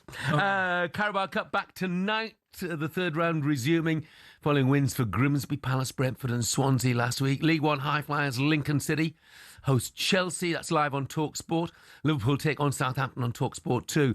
Tomorrow, all eyes on St James's Park as the holders Newcastle United start their title defence against the League One table toppers, Bradford City. So let's get more on what could be an absolutely brilliant night by saying very good morning to the Bradford City goalkeeper, Sam Walker. Morning, Sam. Morning, Sam. How's your Springsteen? Morning, guys. Yeah, I'm not going to be giving any renditions like that fella just there. Thank God for that. Yeah. I tell you what, let's talk about your league form first of all, Sam. I mean, top of the league. What a win that was at the weekend. Yeah, we're in a really good spot. We've come up from League Two last season. We've got lots of momentum, lots of good energy. And yeah, we've just hit the ground running and brilliant result away at Cardiff on Saturday. And yeah, we sit top of the tree so far. Sam, tell me, clearly you mentioned a fantastic result previous week, brilliant result at home with Huddersfield. But what I tell you what I want to ask you about, what were your gates? Your attendances are absolutely fantastic. Yeah, we've got a fantastic fan base. We've had 20,000 plus every home game. Obviously, the Huddersfield game was a local derby, first one in a few years. So that was up towards 25,000. Yep. And we travel brilliantly as well. I think there'll be 5,000 fans there tomorrow night. We take a couple of thousand at least. We pretty much sell out every away allocation that we get. So we've got a fantastic fan base, and they're really enjoying it at the moment because, you know, they've not had huge amounts to shout about over the last 5 or 10 years. And it's nice that we're giving them something to be proud of and to shout about at the moment. Look, it's going to be a fantastic night, no doubt about that. But you are top of the table. I mean, I'm going to ask you, Sam, are you confident you're going to play? Will Graham Alexander be tempted to shuffle the pack and rest a few? Yeah, I think most lads in the group will be wanting to play tomorrow night, I can assure you that. But I think one thing's for sure, with the way we've gone about our business, certainly since the manager's been at the football club, we've got full respect for all of our opposition that we play, but we very much focus on ourselves and what we can do, and we'll be going there to try and give the very best version of ourselves and ultimately to try and win the tie. You mentioned there, Sam, you've clearly had a great start, obviously after the great season last year with the promotion. I know you'll be confident, I know the boys will be confident, but has it surprised you just how well you've adapted to the division and how well you're doing? I think full credit to the club. I think we were really strong with our recruitment over the summer. So the lads like myself that stayed on from last year, I think we were all really impressed with the guys that we've brought in. We had a really good pre-season. Things looked positive there. But I think, you know, like you say, you're never really sure until that first few league games and you hit the ground running. And listen, I think we've got confidence. We've got good experience across the group. The managers, I mean, he played a lot of games of football, but he's managed a lot of games of football as well. So we've got a really strong group of players and staff. And like I say, couple that with the fan base that we have. So it's really sort of exciting times to be a Bradford player and certainly a Bradford fan. Yeah, I mean, look, the Carabao Cup's got its critics, but you've beaten Blackburn and Stoke already, and now a trip to St James's Park. I mean, this is a big deal for any League One or League Two club, isn't it? Yeah, it's going to be an amazing night for everyone. You know, most of the lads have got plenty of family and friends coming. We've got a huge Newcastle fan, and Andy Cook, who's actually just come back from a long-term injury, and he's fighting fit and ready to go for it. So I know he's very excited. But yeah, these are great occasions. You know, we had 2 really tough away ties against Championship opposition, and won both of those. And this is the reward that we get to go up to. You know, this time last week they were hosting Barcelona in the stadium, and this week it's a slightly different beat. And you got Andy Cook back. You've always got a threat in front of goal, haven't you? That's for sure. Oh, talking about threat in front of goal, Sam, I don't want to worry you, but big Nick Voltamada is 6'6". I think he's got an inch on you, mate. So you need to be careful of those cross balls. Yeah, I'll keep an eye on him. I'll see who's going to win the battle of the height in the tunnel. But yeah, he's a big fella. We'll be sure to keep an eye on him. Brilliant. And what about yourself, Sam? How pleased are you with your form at the moment? Yeah, I've been really happy. You know, I'm 34 next week. Enjoying my football more than ever. I've been up at Bradford nearly 2 years now, and loved every minute. And long may that continue. Yeah, so I think it's your 12 clubs. And I saw you'd been up in Scotland. You didn't stay long. Why was that? Do you know what? I loved Scotland. I had a good couple of years at Kilmarnock, and you know, nights like tomorrow night we're going up to St James's, but obviously it takes me back to playing at those Glasgow clubs. Obviously, Ali's old gaff in Ibrox, and saw the atmosphere will be up there with those ones. Hey, brilliant, Sam. Look, have a fantastic night. Hope it goes well for you. Mate. Enjoy it. Brilliant. Thanks, guys. Cheers, mate. Sam Walker, the Bradford City goalkeeper. What a start I've had, eh? Brilliant. Look, Graham Alexander. He knows. Top manager at that level. Well, top manager at that Jeff, level, in my opinion, anyway. I know Graham, when involved in the national team, Graham was involved. He just knows his football. You know what I mean? He knows the divisions, he knows what's required. Yeah. Knows his way about. I mean, it's not rocket science, does well. Yeah. And he's doing a great job here. And if you look, I mean, Sam is an experienced stopper as well, you know, and that's what you need. Yeah. You know, you need somebody between the sticks that you can rely on. 100%. And he's been around the block a couple of times, doing a great job for them. And you mentioned the support. It's phenomenal. That's unbelievable. I mean, I know he pointed out that it was a derby, it's 24,000, but the other games are getting 20. They're always getting 20,000 plus, yeah. Always, yeah. Elliot, interesting point he's made here on the debate of why defenders don't get many votes to the Ballon d'Or. Top-class defending doesn't create highlight moments. Good defending is good positioning, reading the game, intercepting, things that are difficult to see. This doesn't create the same excitement and highlights that attacking players are able to do so it doesn't get seen and recognised as easily. I don't think that's a very good point. Well made, Absolutely. Elliot. Thank you very much. Indeed, somebody's pointed out that there are, a couple of PSG defenders in the top 10. But yeah, both brilliant going forward. Hakimi and Mendes. Yeah. Arguably the two best fullbacks. Well, I think they're the two best fullbacks in world football last year. But I think they're in there not for defending. Yeah, because they catch the eye. Correct. Going forward. I think you're absolutely right. Coming next, we'll be joined live in the studio by Strictly Come Dancing head judge Shirley Ballas. A footballer's always the worst dancers. It sort of seems that way. We'll ask Shirley next.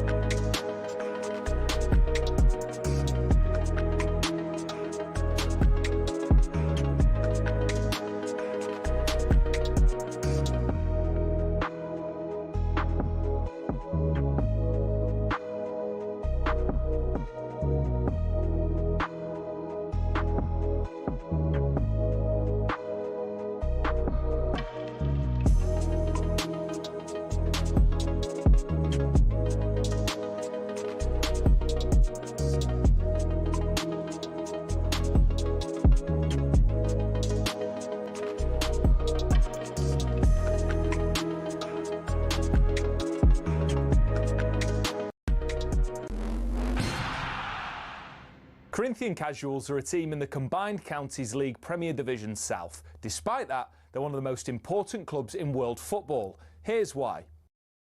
The club was formed in 1939 as the result of a merger between Corinthians FC and Casuals FC. Now, Corinthians FC were founded in the late 1800s when the FA's top brass were absolutely sick of getting pumped by Scotland every time they played them. As a result, Nicholas Lane Jackson set up an amateur side which would bring in the best players who could all play for the national side.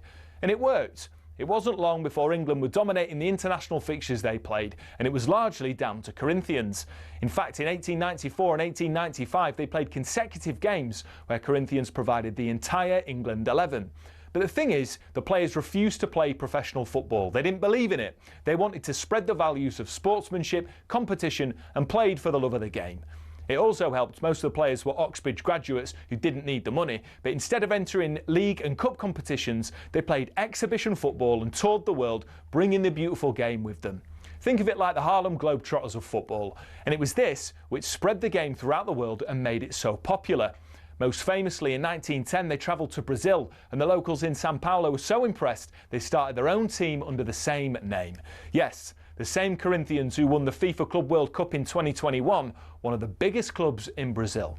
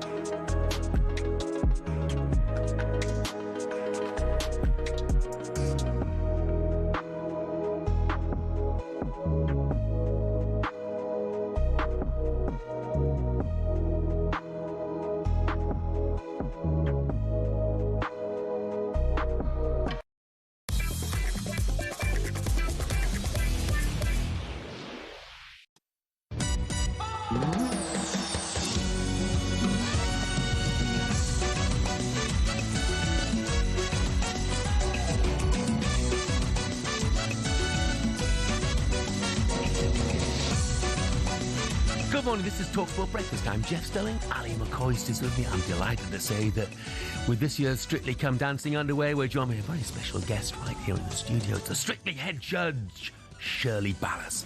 I find this scary because I see you on that judging panel, you know, and I think I wouldn't like to get on the wrong side, Shirley.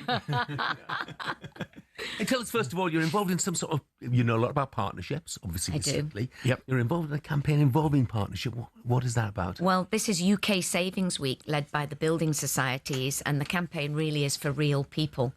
And it's talking about savings, and of course we know that we're in an economic climate where some people can't afford to save. But I go back to when I was a child, very small, living on a housing estate with my mum. She didn't have two halfpennies to rub together, but if she had £1, she would show me that maybe 20p could go in the piggy bank or 20p could go into the building society. And I sort of followed her lead all the way through my life. So budgeting for me is really important. And always, I mean, I've been quite well off and I've also been broke. But even in those times when I was broke, I always tried to put a little bit of something aside. And I think this is what they're all talking about here when, you know, a little bit of savings can give you a peace of mind. You know, and you can also save for a holiday, or my mum used to save for my dance shoes or something like that. And she made savings fun for me. And most people say with the older generation that they don't like to talk about finances. when we went into lockdown, my friends didn't want to talk about finances, but my mother put me on an austerity program, and we made sure that we were covering everything because nobody was earning any money. And so I was really, really, delighted to do the UK Savings Week powered by. It's amazing actually, because I'm going to ask you, is it a kind of dying art as such? Because I used to do it myself. I remember Mum and Dad, whether I was out doing my paper run, I get the coppers, and I didn't have a piggy bank as such, but I had a big jar. Yeah, tin. Right? Now, I feel I'm sitting here thinking to myself, I'm probably as guilty as MD, because I didn't really encourage my own boys to do that. But it was something that I actually looked forward to, and I'd get them out and count and all that kind of stuff. And it was my first real savings account, if you like. Were you around when it was a threepenny bit, half a crown and a sixpence? I certainly was. You see, that was a lot of money back then, He still does it now. He still counts his money. Well, I've taught my son, he's going to be 40, and I've taught my son the same thing. Brilliant. So credit cards also, we use the credit cards, but sometimes you don't realise when it's going snap, 100% through the machine till you get the bill at the end of the month. You've had the goodies, but now you've got 100%. I think it gives you sometimes a false impression. Yeah. It's just too easy to use a card. I'm kind of old-fashioned. You can't spend more than you earn. Correct. That's what my mother's taught me. 100%. So I was delighted to be involved. Brilliant. And of course, you're involved in Strictly back for another season. Oh, yes. It's been a long time since we had a sporting winner. Ooh. Right back, I think, to 2012, because we go back as far as, Darren Goff. Yes. An old colleague of ours who won it, I think, 2005, something like that. But we've got a strong hand. Jimmy Floyd Hasselbank, Karen Carney and Chris Robshaw this time round. Well, I have to say, when we did the launch show, first of all, I see all the launch shows around the world because I've either got students on there or professionals. And I have to say, by far, ours was outstanding. Good. The underwater scene, the fact that they had this whole platform built, and then down come the celebrities. And I'll tell you, we're on pretty much an even playing field. So if you were dancing and you were dancing, well, I hope you'd all be having a chance. So I wouldn't like to say who's going to go home this week on Saturday. I've got absolutely no idea. See, when you watch it, Shirley, and you see straight away, I mean, your natural eye would tell you. But when you watch somebody, can you tell if there's improvement in them, or some of them just, I wouldn't say a lost cause, but there's no real room for improvement? Well, I was telling Motzi, I'm very excited about watching this time because there was people coming down slightly sickle-toed. If you're watching, some of the photographs were taken, and the feet have to be at 5-1 on the ballroom clock, not inwards. And then there was a couple of postural issues on one or two people. So I'm going to be interested to see how our professionals, because they're the first things you have to have. You have to have a good straight back. Your feet have to be in the right direction. You have to have a little bit of a musical ear. But we do have some of the best professionals in the world. So this is going to be absolutely outstanding, I can assure you. And lots of little surprises. Did you notice the desk was smaller now? We're going to be, I can touch Craig over here. I can keep him in check. Anton de Beck there, Motzi and I in the middle, So it's going to be epic. Brilliant. You talk about improvers. Now, I talked about Paul Merson in the last series. Obviously, a big friend of mine. He tried his socks off. I was so disappointed when he went out because people absolutely adored him. And I thought even in the rounds that he was in, he showed how quickly you can improve from somebody who had zero dancing ability to somebody who by the end was loving it. Well, they come down on the first show, and then within a space of 4 or 5 days, they have to be ready for the live show. And don't forget, it's not all practicing. You've got your VTs and you've got your dress fittings. So practicing time is limited. So those that go the extra mile to really make sure that they're focused on it often do well. I remember seeing Bill Bailey come down the stairs in his gold pants, and I turned to Motzi and went, I'm not sure about Bill. And Bill went on to win. And when I spoke to him afterwards, he said, I studied, I watched what the Paso Doble was and where it came from and everything. So the harder you work, the more successful you are. So let's see it'll be over before you know you say, Shirley, you say the harder you work, obviously, that's probably in most aspects of life. But generally speaking, I know you can't put an exact figure on it, how often and how long are they training for? Well, each person's difficult because the majority of them all keep their day jobs. So it's not like they can just go off and do Strictly. So some people I've known to absolutely go in like my son's on Dancing with the Stars at the moment. They've just started. He's on week 2, and he's up at some strange o'clock time in the morning, ready for rehearsal at 6, because she then has to go to work. So he'll probably do a 6 to 8 hour day on the days that he can. But it includes the VTs. Then they show you all the blisters on the feet and the sore feet. It's tough. I'll tell you what it is. You two gentlemen should do it. Oh. Don't you think? There's a competition for you. Well, yeah, there is a competition for you. Look, I'll tell you what. When I was a kid, I said this before, when I was 18, 19, things like that, I went to ballroom dancing classes. Yeah. Now, look, I was flat-footed, lacked rhythm, lacked any sort of flexibility, but boy, it was a great place to meet the girls. It was fantastic. You see, I was more... he had those girls in his arms. Absolutely. You did, but surely that was the joy of it. Yeah. You I did. Yeah. I was more of a military two-step, Gay Gordon's, barn dance. That was more we did at school. And we did it religiously. Every November, we practiced it for the school dance. My mum just turned 88 last week, and she said when she was a young girl, everybody danced. Yeah. You go to Blackpool Tower or you go to New Brighton, everybody danced. My mother. It's not quite the same anymore, but No, it is. my mother used to tell stories. Every Friday and Saturday night in particular, into Glasgow, they'd go to the ballroom and they would dance and dance and dance. Yeah. I mean, it's been an amazing success story, hasn't it?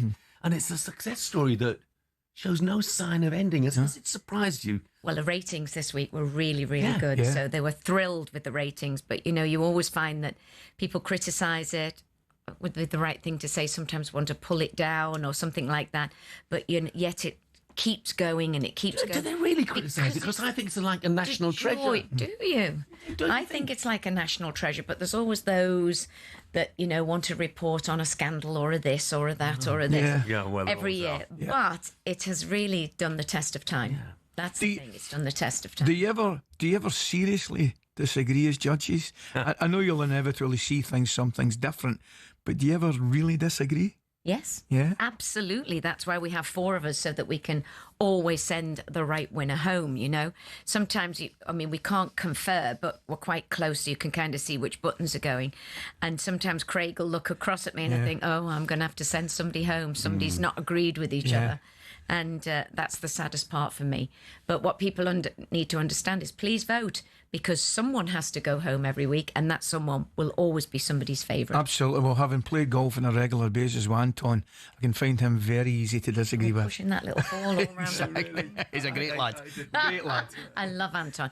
Known each other over 35, Yeah, maybe he's a great 40 lad. years. Yeah. I love the early stages of it in particular. Yeah. Because it sounds terrible, but you want to see the people who can't dance. That's what you want to see, the James Cracknells. Yeah. You want to see the David James of this world. Well, it is interesting. What makes the show interesting? They come down, they might have bad posture or turned out feet, and within a couple of weeks they start to flourish. Yeah. They start to bloom, and that's what's really great for the judges. Yeah. We can see that. Wonderful, wonderful. I would imagine you're pretty happy when the whole series is over. That must be really exhausting. Well, I enjoy it. It's my full-time job, I teach dancing. We're getting ready for the International Championships at the Royal Albert Hall. Everybody is over from all over the world. So I get in teaching mode, and when I go on Saturday evening, I have to get into Saturday mode, teaching mode, Saturday mode.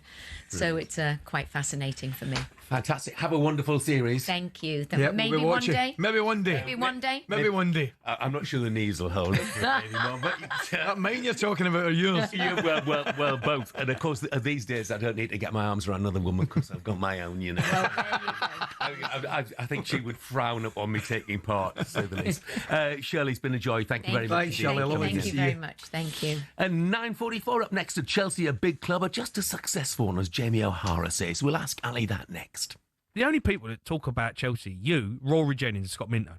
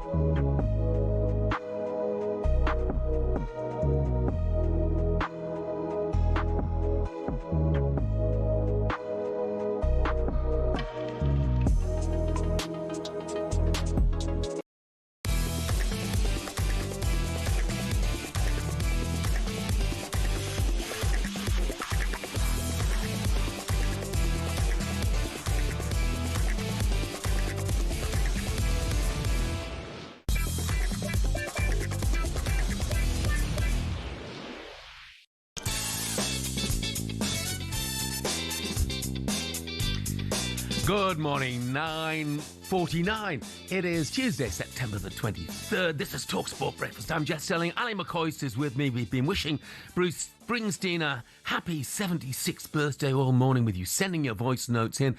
And Craig has decided also to give it a go. Take it away, Craig. I get up in the evening and I ain't got nothing to say. I come home in the morning, I go to bed feeling the same way. I ain't nothing but tired, man, I'm just tired and bored with myself. Hey there, baby, I could use just a little help. Let's start a fire. You know, Coisty, one thing that this has made me realise, I realise I'm not as an appalling a singer as I thought I was. They have been shocking. I'm going to tell you right now, surely... Oh, Craig, don't stand for that. Well, Craig had moments there.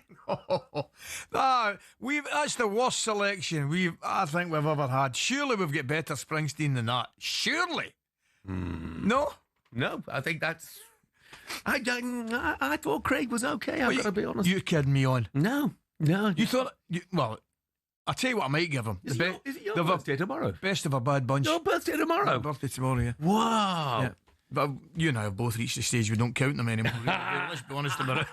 Oh, congratulations, Thank mate. you very much. I'm sure the production team will come up with something special. Oh, I've no doubt they will. Yeah. My concern is the person sitting next to me tomorrow morning with Big Brazil, so he might have something planned, which concerns me ever so slightly. Yeah, absolutely. It could be a long day. I'll be on that flight back up the road. It's booked. I can guarantee you. From London City. Hey, well, have a great birthday, mate. Thank you, mate. Appreciate that. Look, let's finish with a bit of this. Ask me. Here's Ally McCoist.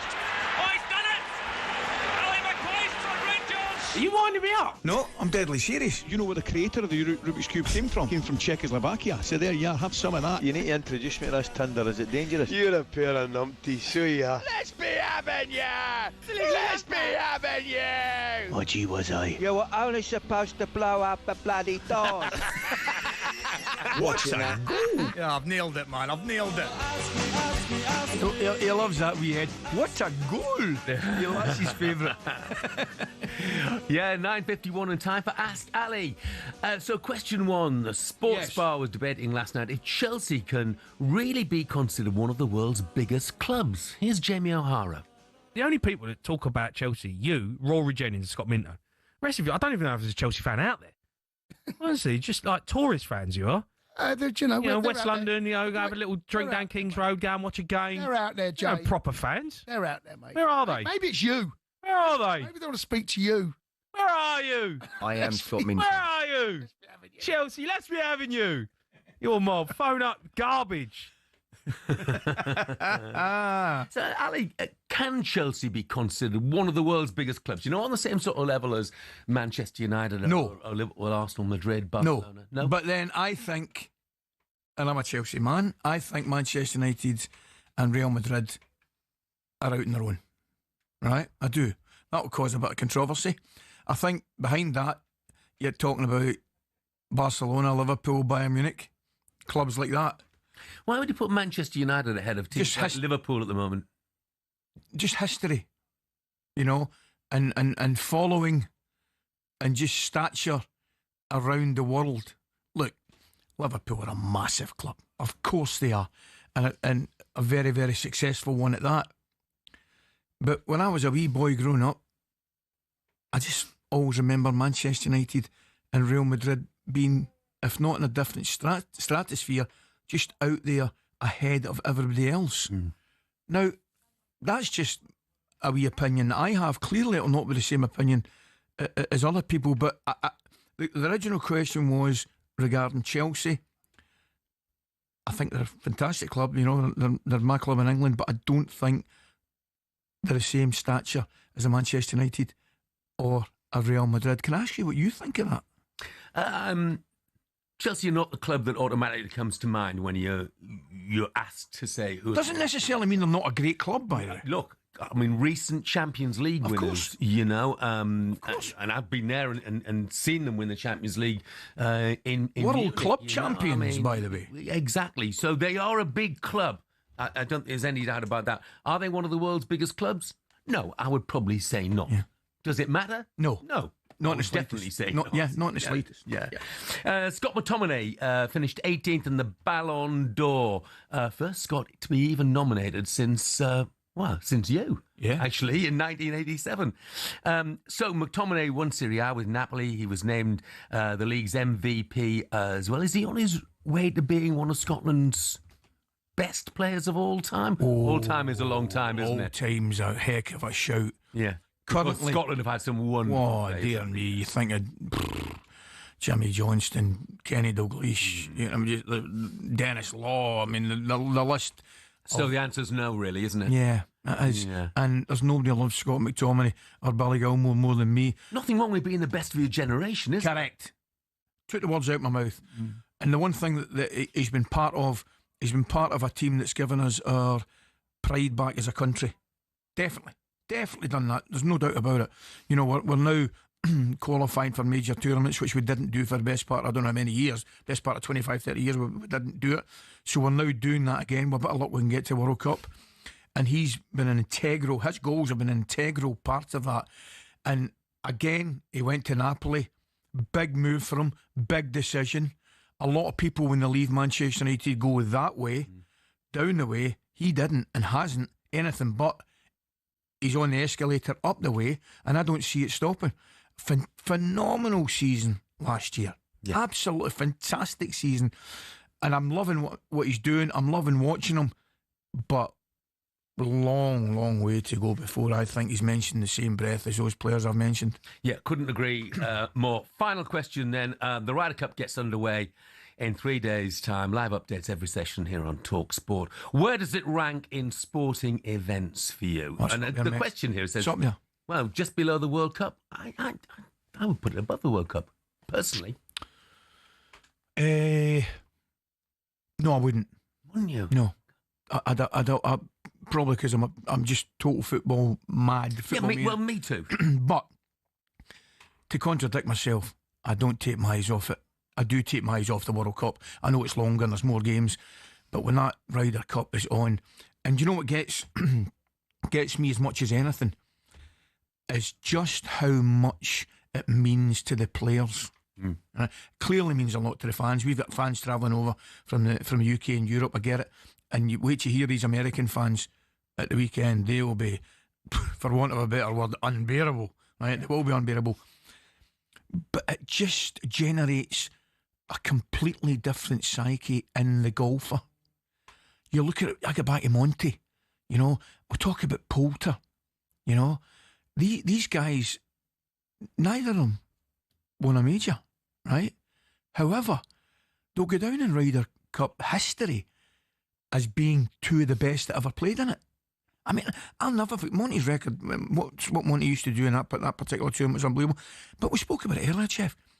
I mean, Poulter's performance. I mean, I saw Lathable doing a piece recently, and it brought him to tears. Poulter's performance, and it obviously mentioning Seve and things like that. I think golfers really enjoy. I think they enjoy the responsibility of being in a team and representing their countries and indeed their continent, because it's a standard joke. My wee mate won the tournament up at East Kilbride years ago, and he said, and that was it. He said, I couldn't go and celebrate with him, because you know what I mean. And I get it. Yeah. Whereas the boys in the Ryder Cup, they're a proper team and they're together. Yeah. Look, the World Cup final is unmissable. The Ryder Cup is unmissable. It doesn't have to be an either or, does it? No. Can't wait for it. Just a final thought comes from Nick in Tunbridge Wells. He says, Jeff and Ali, after hearing those Springsteen renditions, my cat has just jumped out of the window. Trouble is, my flat is on the 14th floor. Oh, never mind, Nick. He's got another 8 lives still to come. Thanks for your company today. Make sure you tune in tomorrow morning. Big Ali's back alongside Ali, who is celebrating his birthday. Don't forget to send him in those birthday wishes. The boys will have something special planned for him, that's for sure. And they'll be joined for half an hour by 3-time Wimbledon champion Boris. Brilliant. What's a goal?